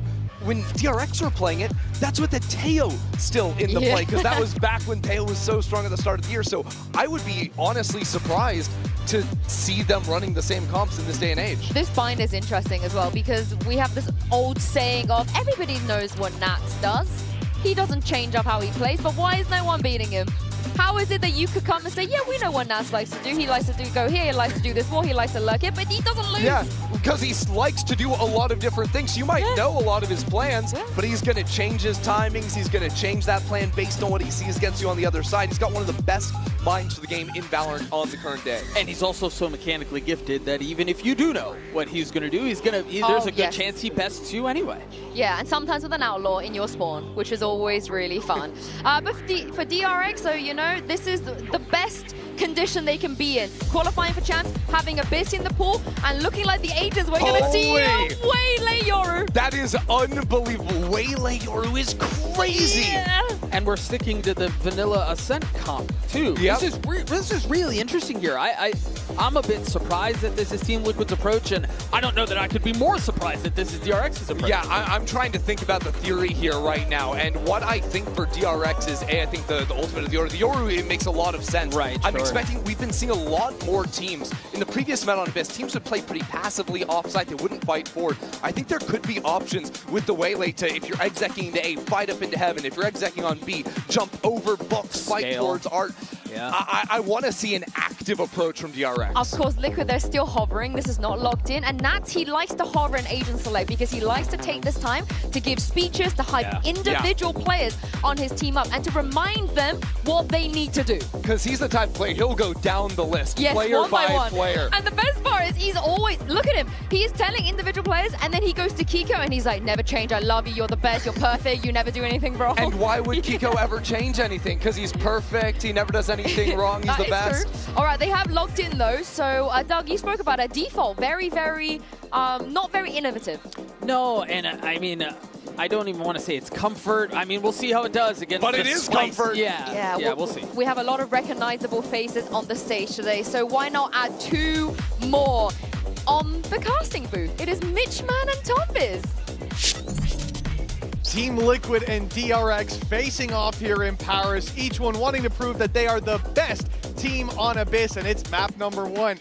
Can I get a prediction from you going into this game, Thomas? Yeah. Honestly, I was going for 2-0 for Liquid because they're the first seed, obviously, but after seeing Karmine try the croissant and creme brulee, I'm kind of going for 2-1. Especially, I'm excited to see that Waylay on Abyss now. Yeah, excited to see the Waylay with the Paris buff as well, the French buff, and I feel like I'm seeing double. What's happened here? Tombiz number 2. Good to see you, man. You're looking a little different. You couldn't tell the difference. I was suspicious, I'll be honest. Too much knowledge. Never saw you do your hair like that. So it's time to get into the matchup. Team Liquid and DRX Abyss. This is what it all comes down to. It's map number 1. It won't decide the series, but it will decide who the world looks at as your best team on this map. A map that's recently made a return, but these teams were known for being strong on it way back when it was in the pool earlier this year. Yeah, I'm excited for what we've got coming up here. Obviously, I'm sure my counterpart did a fantastic job of going through everything that we've got coming up. The arena's quite loud, so I didn't hear anything that was said, but I'm looking forward to seeing that Waylay coming into play. A lot of space that can be taken, especially kicking things off on the attack side for DRX. And as we've already seen today, a pretty hefty attack side dominance out of both sides in our first matchup. Well, 1:10 on the clock and blood yet to be drawn. A slow approach from DRX, but the same level of patience shown from the defensive side, spread across the map and looking for those little pieces of information. But DRX are the ones to gain the benefit of this slow play as they manage to pick themselves up an orb towards that A side. Of course, ult's not going to be in play in this round, but it's all about the future. For now, we look towards the B site. A trap in play, 2 players standing by to take this fight. The DRX are going to be bursting through with full force. Waylay already closing the distance and finding some info. Yeah, we'll be able to retreat back. Camo only just spotted, but it's the openers going the way of DRX, and Trex has been dealt with as well. 2 players on the rotate, but I'm looking at that flank coming out from Freeing. I wonder if he's been heard. I think he has. Padatek just pop flashing back in the other direction, but even just the time that is being bought is going to cause Liquid quite a lot of issues. At this point, that flank all the way around is probably what's going to seal the deal if the site players don't. One of the things that Tombiz number 1 was saying was, Hyunmin, he's got the French buff. He's had his croissant earlier on, his creme brulee, his ratatouille, but now he's gone out of the round and the defuse already tapped. Pressure put on. Kiko lands the shot on the flashback and they need to find the diffuser quick! Freeing just about getting there in time. I need to see that one in a replay because that looked like it was down to a pixel, if not none. Yeah, I think someone somewhere is going to be quite frustrated with that. Probably the Liquid fans, because that looked so desperately close from a position of, I want to say, impossibility. Point! Go on, give me it. Give me it. That's actually outrageous. That's completely outrageous. He thought he had it. He thought he had it. Okay. I thought he had it. 0.01. He had it. In everybody's minds, he had it, but it will be 1-0 for DRX. Already a good start for DRX, and of course, going back to the beginning of the year, these are 2 teams that absolutely adored this map. I was going to say that Liquid coming in are going to be even happier with the map pool changes. Icebox going out has helped them quite a bit. But in 2025. Get that guy back.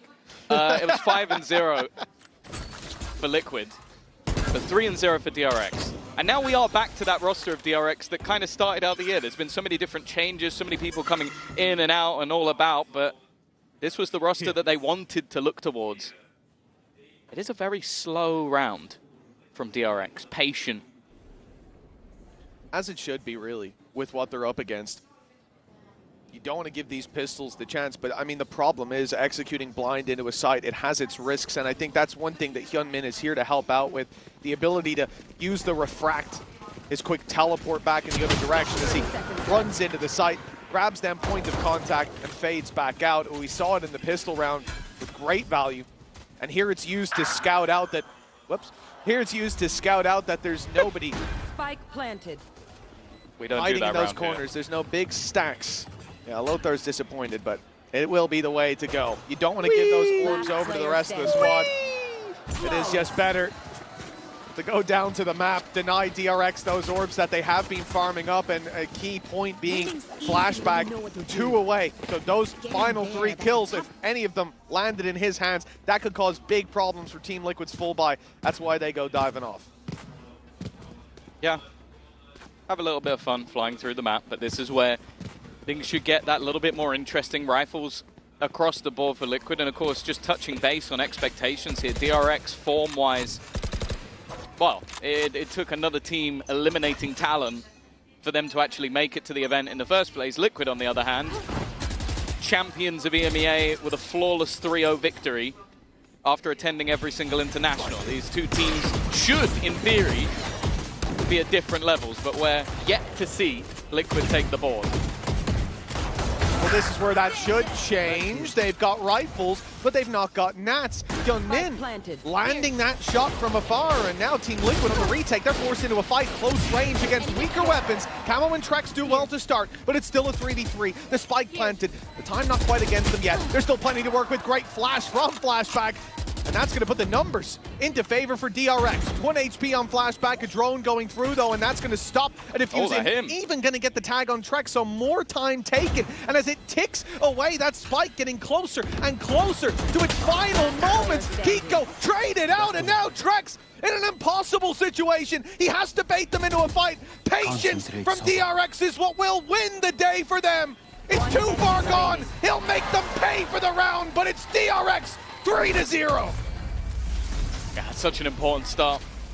I mentioned about this attack side and how things have been going in the matches we've seen so far, but this was I'll be honest, a relatively weak fight. There was a Marshall in the mix, which that's ridiculous. And then the rifle went down to 1 HP immediately. It was just, I want to say the balls from Bane. He just didn't really, he was like, no, I'm not swinging until I absolutely need to. And that was enough to buy that time off the clock. Someone only just coming back into the roster. Energy's good. I'll be honest, it looked like he never left. Well, that's another thing, right? You talk about Team Liquid, they look dominant regionally. Look at that grand final against GX, who ended up making waves here in the international scene already in their opening matchup yesterday. So for DRX, a team that has had these roster changes back and forth, you expect them to look a little weaker. And against a Goliath-like Team Liquid, perhaps a fall. But Pacific's number 4 is in here, and they are making waves indeed! It's an ambitious play from Nats.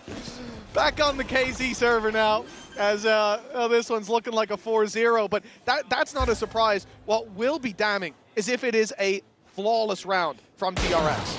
Well, never mind. It's not going to be. Already won, at least for Pyjamas.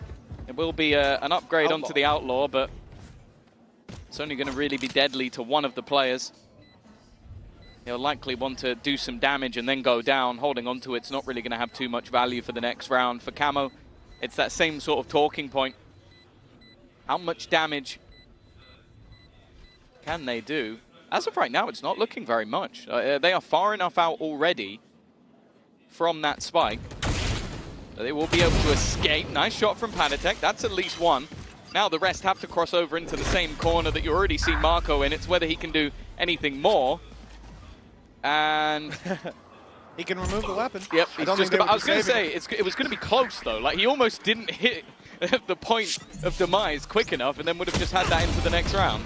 Oh, Flashback gets the credit anyways. Ulti's online now for DRX. It's 4-0 up. Oh, there's no need to show that again. And again. Blocked it. Oh, Andy. Yeah, that knows what he did.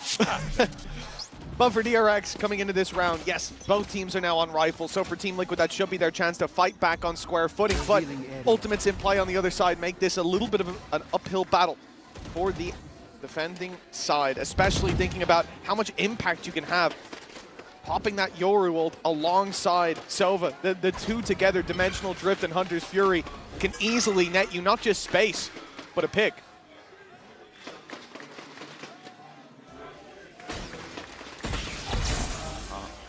Early destruction.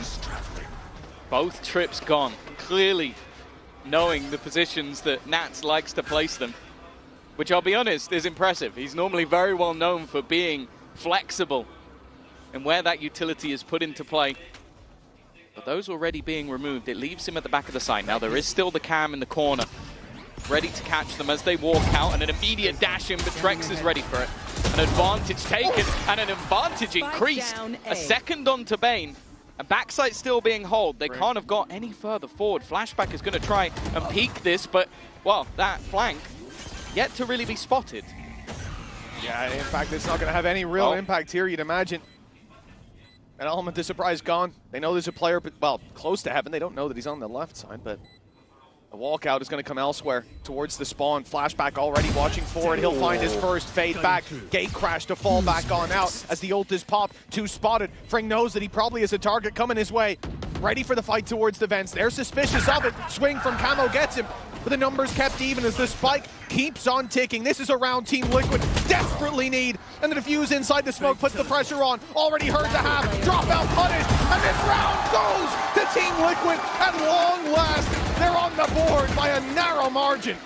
Yeah, no, it really was. Skin of their teeth. Had to diffuse within the smoke, and a solid fight back, especially from Flashback, who has really got off to a flying start. 8-4 playing the Yoru, of course, known for more of that sentinel role within the team. But clearly having that individual brilliance that can turn around on its head. As you mentioned, it is the first round onto the board for Liquid.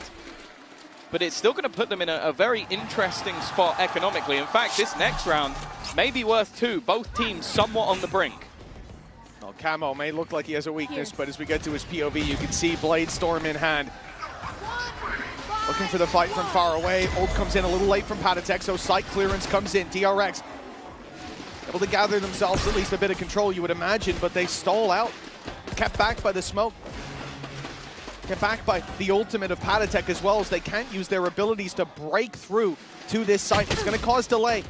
Camel's down to 20 already. That's a phenomenal spam. And Hyunmin still with a full utility belt. They didn't get caught out. The timing didn't catch them. They'll still be able to have a pretty decent sight hit with that free recon, essentially. Already. Oh, it's a very awkward fight, and spotting out Camo. He's decided to go aggressive, but he's been caught from behind! The Flashback takeover! They were so busy watching where Hyunmin went that they've ended up losing the rest of the site. A singular shock dart kill for Trex. But I'm just looking at Nats. He's not fighting this. He's got no interest. In fact, just going to go sit within his setup. DRX are going to have themselves a 5th round, and it all comes back off, again, this double duelist. It is just putting the defensive side into disarray. Well, you can see from Team Liquid's perspective on the B site, the whole idea is that they're going to stop you from breaking through that choke point. And they do that with Patatek's utility, stalling them out completely. But the problem is you have Flashback being able to just make his way in without actually challenging, while Hyunmin is taking that initial contact and is unpunishable, essentially. As he dashes in, immediately refracts back to B main, and that's Flashback's moment to take advantage of the chaos, ripping the back line of Team Liquid wide open. And as you said, immediately that call is made by Nats. We're not playing this retake. Even though they'd found one, the 2v4, not worth it when the weapons are, as you said, in start, not in a good spot. Economically, they were being punished already. But the Blade Storm made up for it the next round. That won't be there. Yeah. Well, I really love the way they're using the refract. It's like Hyunmin's goal is to almost look at me. Like this is what I'm doing. I'm going to go in, I'm going to find info, and then I'm going to retreat back. And at the same time as he's retreating, Flashback is going forward. And so everybody, and rightly so, is focused on the guy who's just dived into the site. And they don't realize how far Flashback managed to get. Like, you can even see from the aggressive position of Camo, he's trying to blade storm the players down on the other side. He doesn't even know there's a guy behind him. Yep, this is a problem. When you combine that with the utility thrown in towards the back of the site, which I believe it was Mako's paranoia, it would have sent Kiko running towards the spawn. I mean, that's the guy that should be covering the angle that Camo was leaving open behind him, the angle that was taken by Flashback. It's so well put together by DRX. That is a beautiful set play. And for Team Liquid, and even with the disruption of Team Liquid, the set play still works. For Team Liquid now, they call a pause, and of course they do. 5-1 down. And this isn't just 5-1, but you know what, guys? We haven't gotten in our rhythm yet. No, your rhythm is being disturbed. You are dancing to DRX's tune, and you're tripping all over yourself. 2 left feet, and they've got to course correct soon. A 4-round gap doesn't seem like much, but this could get out of hand if DRX continue this momentum. And think about the 1 round Team Liquid won. It was still extremely close. Well, yeah, and something to talk about as well is that you're seeing those trips being shocked. You're seeing positions clearly being well known. Even though this is a slightly different Liquid roster, compositionally, it's all the same. So I feel like DRX, with the amount of extra time they've had to prep, knowing the game well in advance for that first match of the tournament, this is seeming like a well-drilled side. And Liquid, well, if they did prep for the comp that they're currently up against, they've probably prepped for everything, because I don't think most would have seen this coming. Right here. Now, I don't mean to peel back the curtain too much and sort of explain how the trick is done, but that wasn't actually Tom earlier. That was Durka. I hate to spoil the magic for all of you at home, but one of the things that he said when he saw that agent select come up was that he's a huge fan of Waylay. And honestly, and he also said he thinks Hyunmin's going to do fantastic with the buff from the Croissant earlier on. Now, yeah, I didn't say that. If he is a fan of the Waylay already, I imagine watching DRX use it is either just confirming that opinion or maybe even building on it, because the way they're using it is so damn nice combined with Flashback. This double duel is doing so much work, and Team Liquid's job shouldn't be to work on this round. It should be to think about the next, but they've already managed to make it competitive. Oh man, I thought Camo had the play, but they spammed through the smoke. Spike planted. Yeah, Nats as well, incredibly low. He did take a hit. Because of that, once again, looks to fall back and just save the weapon. It really feels like that has been the majority of his game so far. We've talked about him a lot. In EMEA, he was tearing everybody a new one, and one of the sort of most exciting storylines for me coming into this match is him playing against Marker, a rematch of that Gambit versus Vision Strikers back from 2021. That was the last time they played against each other. It's one hell of a storyline with a lot of parallels. A superstar turned IGL, looking like a veteran at only 23 years of age. Well, right now, Nats hasn't showed up yet, which I don't think is something I've said for ever. Oh, we just cast the whole of stage 2, and I can confirm, first time I've heard that out of your mouth. Maybe like in a pistol round, like one single time. Yeah, but I don't think I'd say he hasn't turned up in a pistol round. Yeah, you know? it's been one round. It is definitely alarming seeing how this is playing out. A great sign for DRX, again, with the adjustments they've had to make with the constant roster shifts, bringing back the start of the year look, and I mean perfectly timed with Abyss coming back in from the start of the year, I suppose. Everything slotting into place. This Waylay, this Yoru, sensational, and we're only starting to see, you know, the first few pages of the playbook. There is definitely more behind this, and Team Liquid, if they lose this one, they're going to be terrified of what's to come. Camo. First point of contact. He sort of swapped positions. Again, shock dart directly onto the trip. They have read his playbook. It seems like every single one of them has been perfectly positioned to just remove Nats' utility. But at least for now, it is a 5-player build-up in towards that A site. Trex has his ult, but is incredibly far away. I don't think he's going to have any impact in this round. And on the other side of things, immediately we'll see the popping of that dimensional drift. That's all the info they need. And they're trying to throw util just to give nothing for Panitek, but he does survive. being pressured, but around the side comes Patty, still able to find another before going down as the 3 versus 2 comes into play. Hunter's Fury to push them back 35 seconds, but no way to deny this plant now. It will come through, and it's on Hyunmin to find something from here. If he gets this, he's got another Refract online. This could be huge. Or DRX to get back into this play. The drone thought about by Trax, and he'll wish he put it through. A huge punish from Hyunmin, but he falls eventually, leaving Mako alone. It's a great start. His util's been well placed, but now he's got to do it rifle in hand. Nats holding him, and the bullet connects to the head. Team Liquid 6-2. It's not great, but hell, it's a start. Yeah, it's something. And then that's Nats. Okay, it's his second kill, but it's his first impact kill. The last was in the last round where they basically already lost it already. But that was him versus Marco, the matchup I was talking about. And even still, it's desperately close. You still see like that utility being destroyed on one side of the map. One enemy. It's aggressive double dive style of play that is so difficult to hold against. Nice. Liquid. Bravo, good job. Have got themselves a second round. As I said, we watched the game earlier and it was incredibly attack-sided, but as we've learned many a time, applying a single brush to every single team would be madness. Speaking of madness, this is so aggressive from Liquid. They've had enough. They are not playing like a team that's down 6-2, and that's exactly what you need to see. The spike taken, Bane spotted, and he is dead to rights in his corner. How many can he take with him? And it's only one. The start of the bounce back for Team Liquid in the previous round, and they have skyrocketed to success now. But still, 6-3. They have to lock it down for this half. I respect that call. We talk about Nats this year coming into his own as an IGL. One enemy remains. The fact is you just sort of get through your second round of the entire game. You yourself not having the best individual game. What do you call?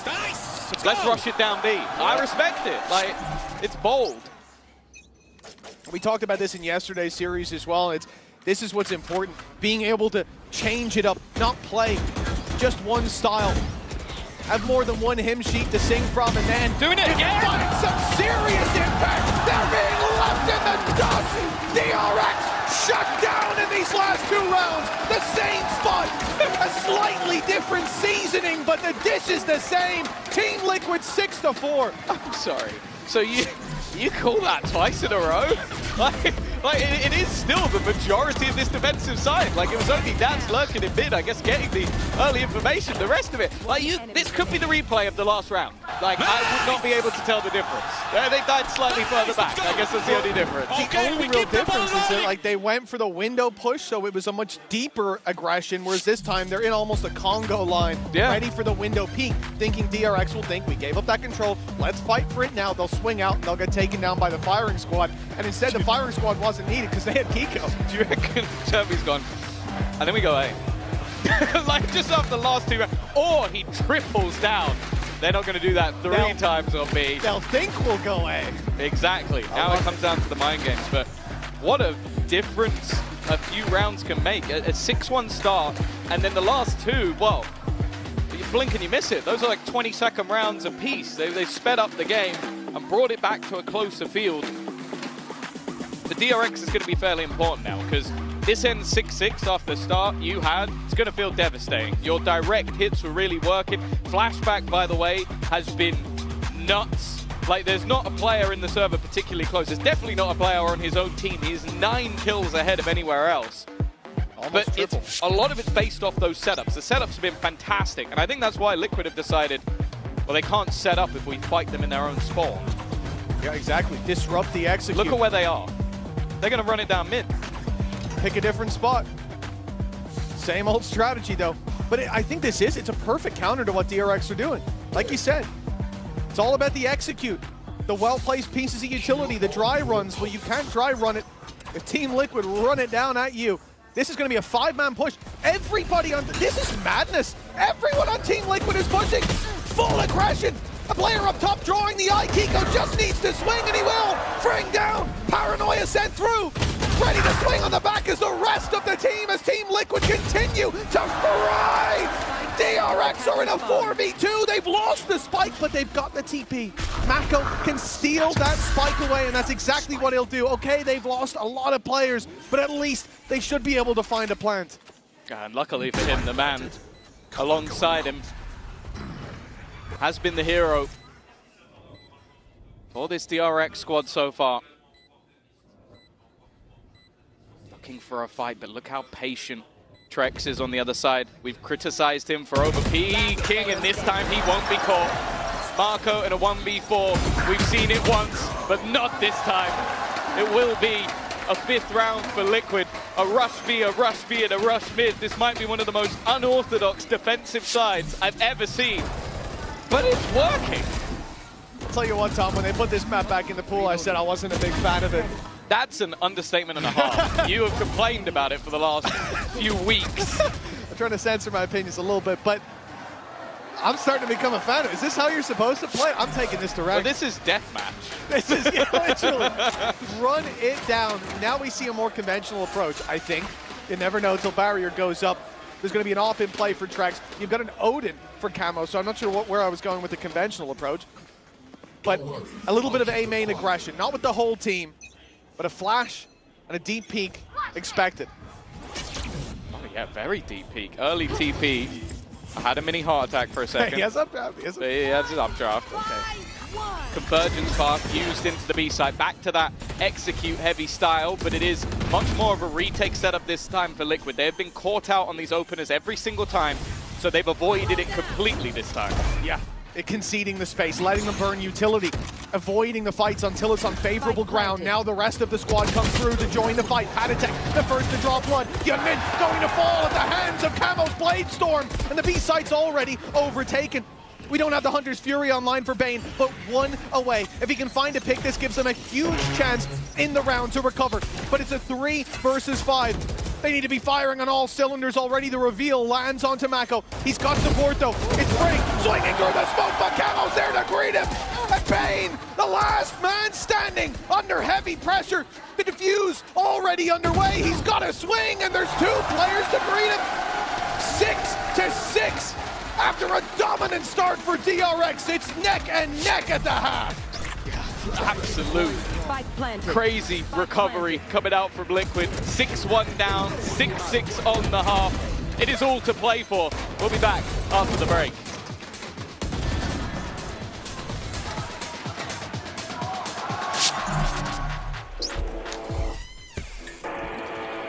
Yeah, let's go.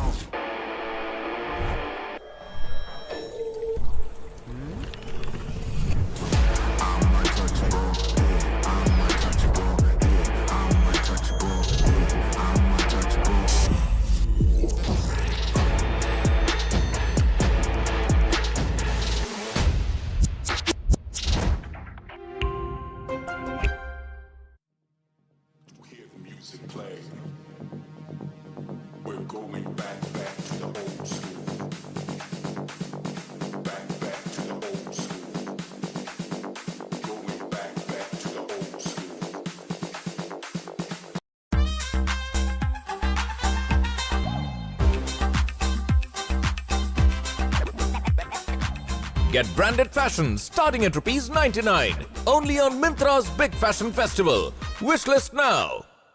Less capital does not mean less buying. With MTF on Dhan, you can buy stocks with up to 4x margin, starting from just 12.4.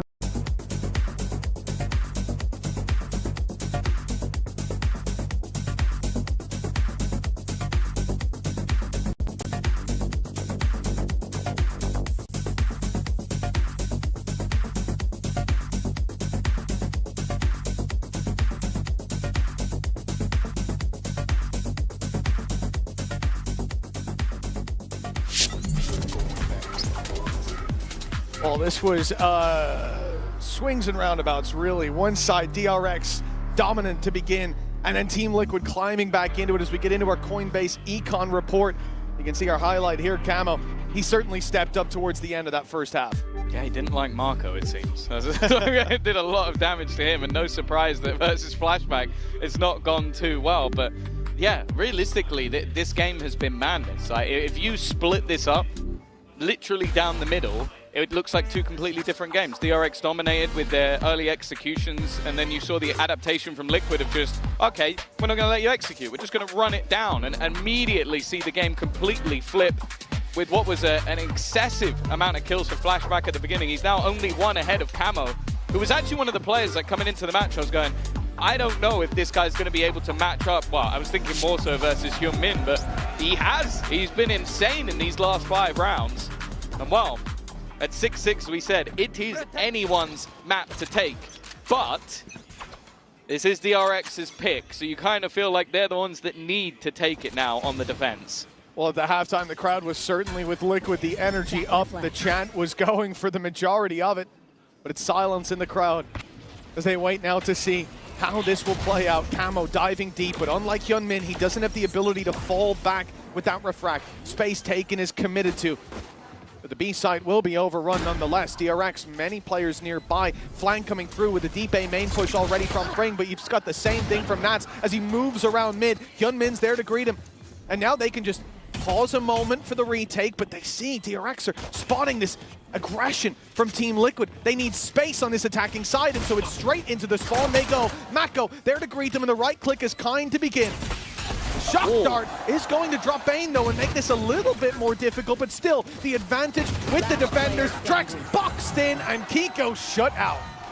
Yeah, this is where DRX historically have always done their best work, those retake setups. I like how patient they were. A lot of the time, you're going to see players get itchy feet, get a little bit over-aggressive, want to take a fight on their own. You see the sort of intelligence of Marco at that back position. He waits at the box, gets a first, falls back. It's like, okay, you want to fight me? You've got to swing me. I'm not going to give you that fight once again. And even Bane, okay, he goes down, but he doesn't want to give away anything. They're just waiting for that flank, patient and controlled. And after what was a pretty nasty streak from Liquid, that's the return DRX were looking for. Yeah, Mako even getting revenge onto Camo for that first half with his opening pick, but from that point it was just pure discipline. DRX, you got to think about it. The last 5 rounds, 6 rounds or so, they have cooled down. Players feeling like their shots aren't landing because, well, they weren't. But that pistol and a follow-up, that's going to give them the ability to build that momentum right back up. Has Trex got a hero stinger? Yes, he does. He had a hero stinger. It's already gone. I guess an attempt to do some damage, and that attempt's not going great. It's fallen into the hands of Nats, and he's going to meet the same fate. Flashback back to winning ways, 17-10. Come on, it is the conversion, but this is, at least nowadays, this is about as much of a bonus as you're ever going to see. It is mostly SMG snipers and only a singular rifle, maybe an extra one purchased up, but not much to play with whatsoever for the side of DRX in this round.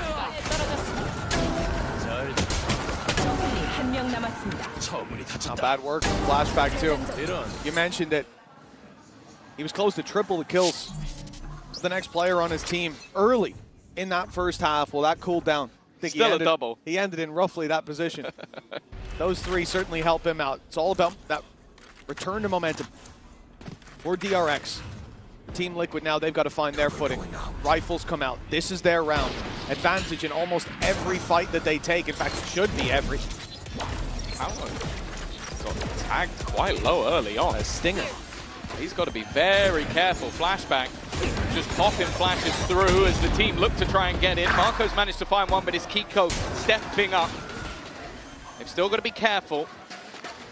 As said, this is as about a pure bonus as you're ever going to see. These are low-value weapons, and the more costly this causes, the more rebuys that are needed, and it's definitely starting to get a little bit shaky. Panitak there to seal the deal, but only 2 standing, Mitch. It's not great.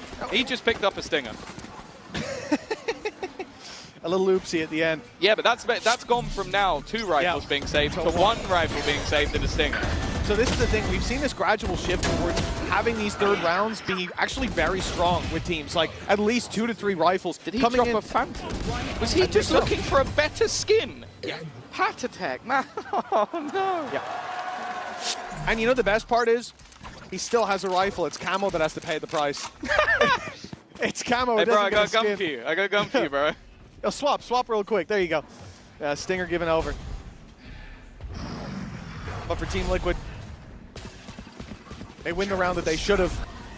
but even up against those weaker weapons, it being so close is scary. Camo's gone diving.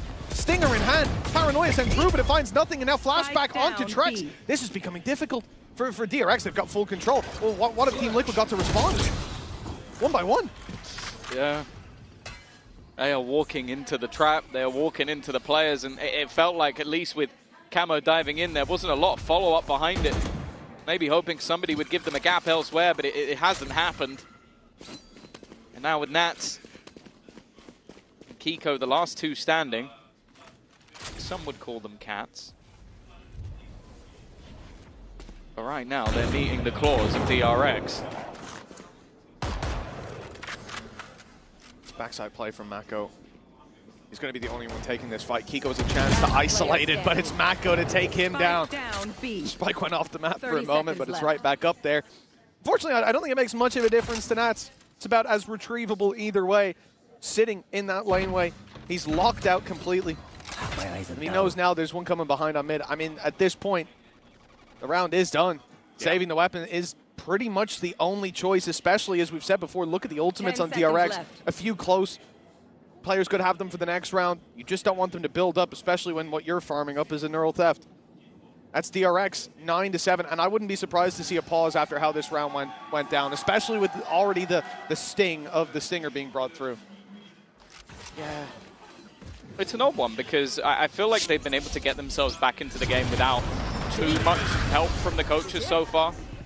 They did have the pause earlier, but I think they have a lot of faith in Nats' ability to IGL. He's definitely been having a terrible game individually, which at least in recent times is a rarity, but coming back in on a map that hasn't been played since the beginning of the year, it normally does put the extra pressure on the IGLs. We saw it with Marco at the beginning of the game as well. He started slow, but as DRX progressed, so did he individually as well.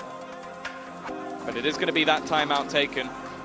It's in a spot, though, where ultimately you're not expecting much for this round for Liquid, because the economy just isn't going to be there. I think this is all about nurturing the mental, honestly, Tom. Like, we look at two things. One, it's, I imagine, not going to have been looked on in a very nice light that you're swapping skins and ending up with a downgrade.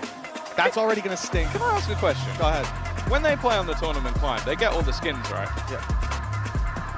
Why is he not just using that skin? Well, I assume, guessing he picked it up off someone already or something like that. I don't know. But the thing is, you've got that, but I think more importantly, you then have how the round played out.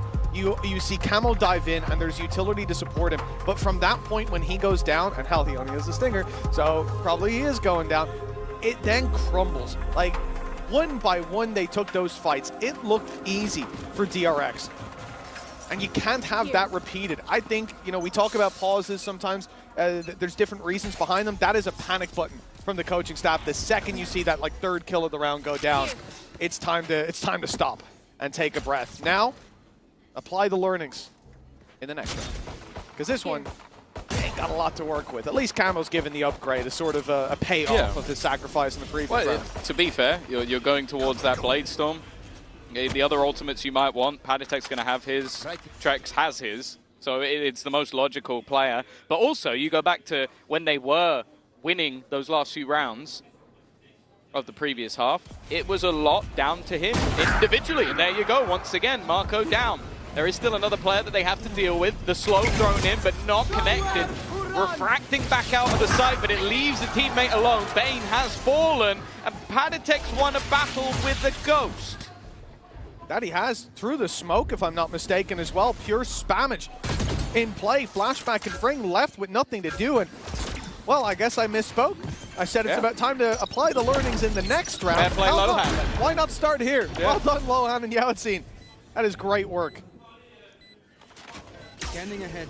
It does also mean that I never want to see Camo taking the light gun again, because getting the opener, I think just again, like the usage of that slow hasn't really worked out.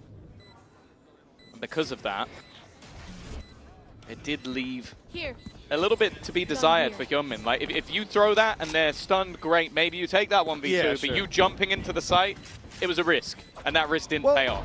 I mean, the risk itself is also just to confirm, like, you've lost Mako, you don't have eyes on sight, you don't want to call for those rotations from B and find out it's a fake, so you dive in there to try to claim that information, same as on the attack side, Yeah. and then he just refracts back out. The fact that he gets shot through the smoke like that is quite unlucky. As we get a MasterCard Thrifty from Team Liquid, that could bring them right back into the game. 1 round behind, and a great correction. The other thing I'll touch on is the fact that, obviously, Camo, sometimes he does have to take that lighter weapon, right? Because in this round, you ain't got anything but the Guardian. Sure, give it to him. But a lot of the time, you're going to be running this with a dive. And if you're diving in with a rifle, and there's a Stinger, 30 meters behind you supporting you, it's not going to do very well. We don't have that right-click bind anymore, so it's just one of those things. You can't twice in one game. Twice. He knows. Oh, God. He knows. He knows I love him. Well, 9-8. Oh, flashback almost gone immediately. He's actually still going, though. He's taken the angle. The spams aren't going to connect because he's already passed the box. I don't know if they're even going to realize, but he doesn't connect. It's not worked out. Not the start they were looking for. And with flashback gone, again, it leaves an opening on the back of this A site. Yeah, he might have been able to get away if he hadn't been tagged down to 18 HP at the start of the round. The wall bangs here. I think every shot that hit him was through that box. Maybe he'll be a little more cautious of it in future. Pressure on for DRX. Hold towards this A site with 2, but the info not quite there. Hyunmin already having to fill in that mid gap. The old pop lets them know.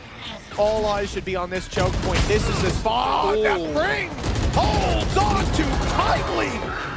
They'll eventually fall, but the damage is done. Surely Trex tries so desperately to pull it back.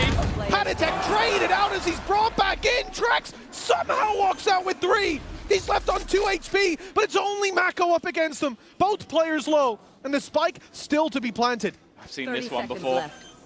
A 1v2 chance for Marco. Nats on the other side. This time he delivers. A Trex is on just 2 HP. He's had an insane round so far, but needs a little bit more. 20 seconds left. Marco can just opt to play the time, but he will reposition to perfection. A Red Bull clutch, and this time he gets it done. 1 for 1. I mean, he was very close to getting it on the initial wall bang as well. Just a great read from Mako when re-entering into that site. How Trex found so much value. I mean, this round seemed won at this point. Bait on Paddy. So Like, beautiful. he brings him back. And I thought he was the one that ran through. It was Nats that ran through. And he just he basically realized where Paddy got shot from. Yeah. That's crazy. That's actually insane. Well, luckily, Marco is there to win them the round. The start they were looking for. A lovely dart that goes around the back and makes sure there's no aggression this time. Of course, still economy for Liquid because of the fact that they won on a low buy. Otherwise, they would have been in danger here. They're trying to find a little bit of early spam, but there's still a cam behind them. All the information will be revealed for freeing, but it's when he wants to use it. I think he's waiting for the timing on them actually looking to move. And then he has the chance to get a free kill, but no, instead ends up hunting for info. Danger ping on mid. Reveal follows it up, confirming the space isn't taken, but they know that Nats was looking for space around there. Clearly expecting this A hit. Traps already on site. Camo bypassing them. He's up top. Bladestorm has the spot of the player on backside. Frank gets the jump on him. Bane with 1, but it's Kiko stepping up for the double, giving Team Liquid a chance to continue drawing breath. A 10-8. 3 versus 3, but it's Nats going walkabouts that gets punished. Walking into the whole enemy team. And with the old pop from flashback, DRX have all the info. Trex, I think he's starting to consider whether or not using that Hunter's Fury is worth it, but Kiko going down, it's not anymore. He needs to win a fight or 2. He had a chance to be the hero in a round prior, but lost the clutch to Marco. Now he sat versus 3, but the only thing really on his side is the time. Convergence path, Yuzi's walked back into it, and now he's in trouble. Shock Dart could go in, but there's not really anything else he can do other than try and spam a bullet or 2. Solid ult usage from DRX, and they will find their way up to 11. I also want to query, was that a stuck from the shadows for Kiko, where he gets those 2 kills? I feel like it wasn't noticed. Yeah, it was. He TV's behind them. They're so busy dealing with Camo. That's crazy. Yeah, unfortunately, the rest of his utility belt didn't do him too well. Caught in no man's land, isolated by that ult that went through from Flashback that got them all that space, got them all the information.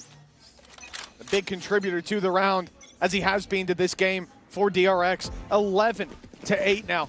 A 3-round gap in the battle for the best on Abyss seems to be coming to a close. Team Liquid invest. Do you remember the last half? Was the attack side too? But it was also a very early start for DRX, and then a comeback for Liquid. So I'm not going to count any chickens just yet. Hunter's Fury put through. Camo is completely blinded at the back of the site, and when he does finally escape the Hunter's Fury, he is executed. Already 4 players in a fast rotation from DRX. They've been good at the retakes thus far, but this time they have no plans to retake. And they also have so much control on the other side of the map. Look at the push-up already from Marco. He's so deep on that A-site control that there's absolutely no way back. This is the problem, I think, though. Look at how many rounds Camo goes diving in, lands, and goes, okay, now what do we do? Yeah. There's no one here. What do we do? And that's when DRX execute back out and take him down. They don't have the ability to punish like that when you're Team Liquid because you're playing against Hyunmin on the waylay. He's able to constantly get in, land, go, we've got the info, fall back, and then go, hey, what do we do now? And that benefit is leagues above what is being brought to the table by Team Liquid here. And you need to see other ideas. And we're not really. Even there, when Camo goes down, seconds later, there's still 4 players in main. They're not able to actually do anything about it, and even saving seems to be an impossible task as they get run over by DRX, flattened in a flawless round, and 12-8 the score on the board. Match point for DRX on map number 1. It's actually the fun thing about the composition for DRX is you're going to look at this composition and go, okay, they have 1 initiator. But if you look at the way they're playing it, it's almost like they have 5. Like, you've got every single player in some way or another able to get you information, be it based off ultimates, being based off abilities, or your cam, etc., etc. And they're doing very well to find that out early, like be it an aggressive flashback peek and TP, be it the same with Hyunmin, be it the same with Marco. Like, they are constantly challenging for this control. And Liquid are yet to really find an answer. Nats is 2-11, by the way. He has had a really rough time. Since that 1v2 attempt from Marco in the previous half, that was the last time he got a kill. I remember. We said it was the first impact kill, and, well, depending on how this goes, it may well be his last. His only. Of any, yeah, exactly. Of any kind. 4 rounds in a row needed for Liquid. And on this attack side, it has not been kind. This isn't like the first series of the day. It's a completely different flavor. Dive in from Camo. Does well to find 1, but an immediate punish comes through. DRX, they are holding strong across the map. It doesn't matter which battleground they have to fight. Full control for the defensive side, and with 40 seconds left, the final threads fraying from the loom on Abyss. Again, they look like they're running into a brick wall. 1 player will take the charge, and this time, that 1 player fighting alone has actually managed to even up the score. Kiko's done well, but there are still 2 players waiting on the other side. Kiko has TP'd into his own smoke, just trying to garner a little bit of extra space. Hyunmin is well aware of it, though. And the other 2 players still trapped in main. They want to try and swing this together, and they will, but Marco's still here. 12 seconds left. They know where the remaining players are, but sticking this bot is going to be difficult. Kiko had to body block it. Now Nats is all that remains, and he remains no more. DRX are going to be there and back on the international stage with a first map victory. Well, Yao Itsin said, assistant coach at Team Liquid, he said he wanted to see DRX early on here in Champs. He wanted to prove who is the best Abyss team. Well, we have an answer now. DRX with a phenomenal result in map number 1. Up next is Bind, Liquid's pick after the break.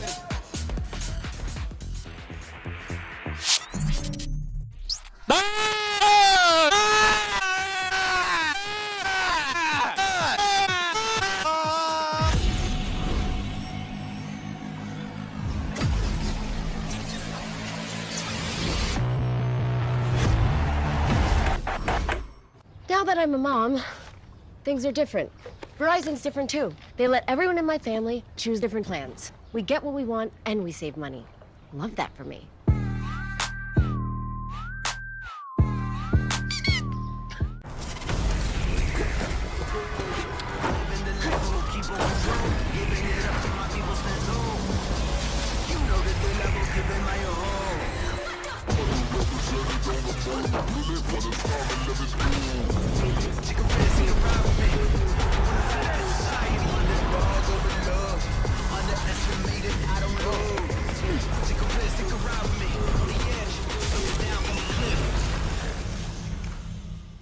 Esports World Cup, where we are starting off with Valorant. If you want to win, you have to win against the best.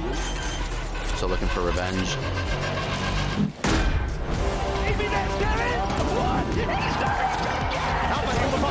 There's the shorty. And Albion goes crazy.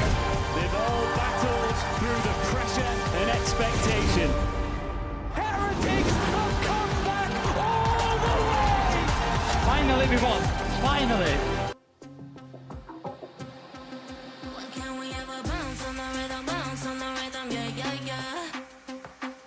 You gotta make a move to me, baby, yeah, yeah, yeah.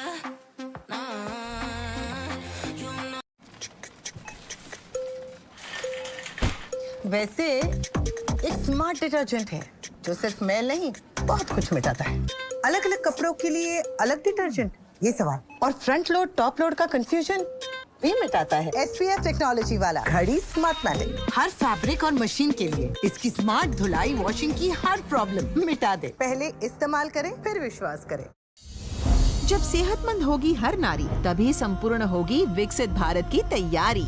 एक बेटी का सामर्थ्य, उसकी शिक्षा, उसका कौशल सिर्फ परिवार ही नहीं, समाज की, राष्ट्र की दिशा तय करती है। माननीय प्रधानमंत्री श्री नरेंद्र मोदी जी की प्रेरणा से महिलाओं के अच्छे स्वास्थ्य के लिए शुरू हो रहा है स्वस्थ नारी सशक्त परिवार अभियान, जिसके तहत स्वास्थ्य शिविर लगाए जाएंगे। साथ ही 8वें पोषण माह की भी हो रही है शुरुआत और प्रधानमंत्री मातृ वंदना योजना में आवेदन के लिए चलाई जाएगी विशेष मुहिम।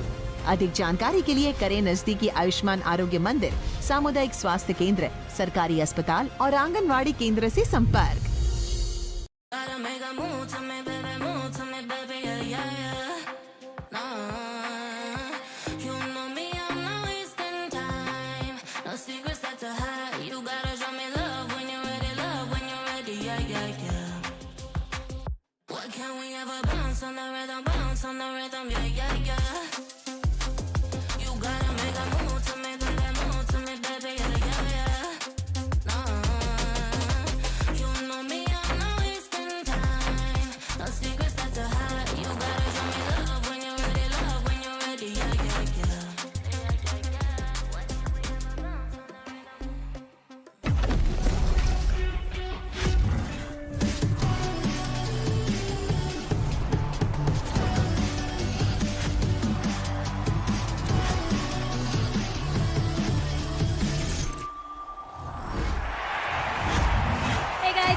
And Bella here with Coach Termi of DRX.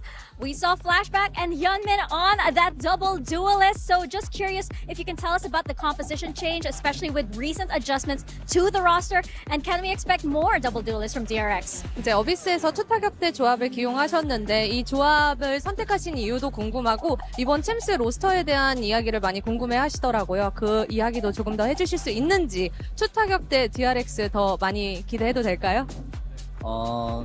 이번 챔스를 준비하면서 투타격대를 기원한다고 말씀을 드렸었고 현민 선수와 플래시백 선수가 굉장히 잘 쏘고 좀 파괴력 있는 모습을 보여주기 때문에 앞으로도 좀 많이 보여드릴 수 있을 것 같고 그리고 로스터 관련해서는 주전 선수는 베인 선수가 맞고 원래 에스트레아 선수와 같이 파리에 오기로 했었는데 건강상의 문제로 못 온 거라서 팬분들은 좀 오해를 안 해주셨으면 좋겠고. I mean, we have hinted that we were going to use the two double duelist comp before, and you know, Hyunmin and Flashback are doing great on it. So, and they're very aggressive and fierce with it. So I think we made the right call. And originally, Bane is our main roster, and Estrella as well. He was supposed to join us, but due to health reasons, he wasn't able to make it. And I hope that the fans don't, you know, get the wrong understanding. Thank you so much for that answer. 감사합니다. And good luck. Shout out to Coach Tammy for the insight there. From one coach to another, we're joined by Coach Faded from Team Vitality. Welcome. I appreciate you guys having me here. Nice it's, to have you here. Definitely quite an experience in this arena. So. What did you make of the games today? Have you had time to watch? I mean, I didn't get really to watch the first game, but or the first matchup. But even this Abyss in itself, I think it was a really good game. I think the game plans, you could kind of see what was going on, and DRX definitely had the upper hand in it. So, you know, definitely exciting to watch. Are you getting a little bit of FOMO? I definitely am. I think it kind of goes back to when we played DRX in Bangkok, and you know, it kind of had a little bit of a flashback there. Hey. Wow. He fits right in. Crazy right in. Yeah. But no, I mean, you know, on that note, like Flashback was played insane this map. You know, I honestly thought Hyungmin was going to be one of the biggest factors, but the way that Flashback kind of took control of this map was really good. So. Yeah, it was indeed. We're going to talk about that in just a moment. But for now, let's take a look at the Verizon high-speed moment. And of course, end of this one goes to DRX with this round 6. Yeah. DRX ran a lot of these B main execs. This one using the Waylay ult to actually end up getting in there. But I know, Fid, you want to talk a little bit about how they were beating out Team Liquid, who were going for these B retakes a lot. Yeah, I think in the beginning, you saw that Liquid was kind of trying to set up for this retake pattern. Before the timeout, it seemed like they were kind of disconnected. Once they kind of got on the same page, you could see that they were playing more aggressive in the A main and fast rotations, so that they were actually in place in time to play the retake value really well. But I think DRX did a really good job of trying to manipulate the map, and they usually ended up on the B side. And you know, honestly, the DRX's attack was not as strong as I thought it was going to be, but it was still pretty effective. Yeah, they run into some roadblocks when Team Liquid stopped playing, you know, more passive retake and just started running all of the aggro looks through B main, through mid, and whatnot. But I think the combination of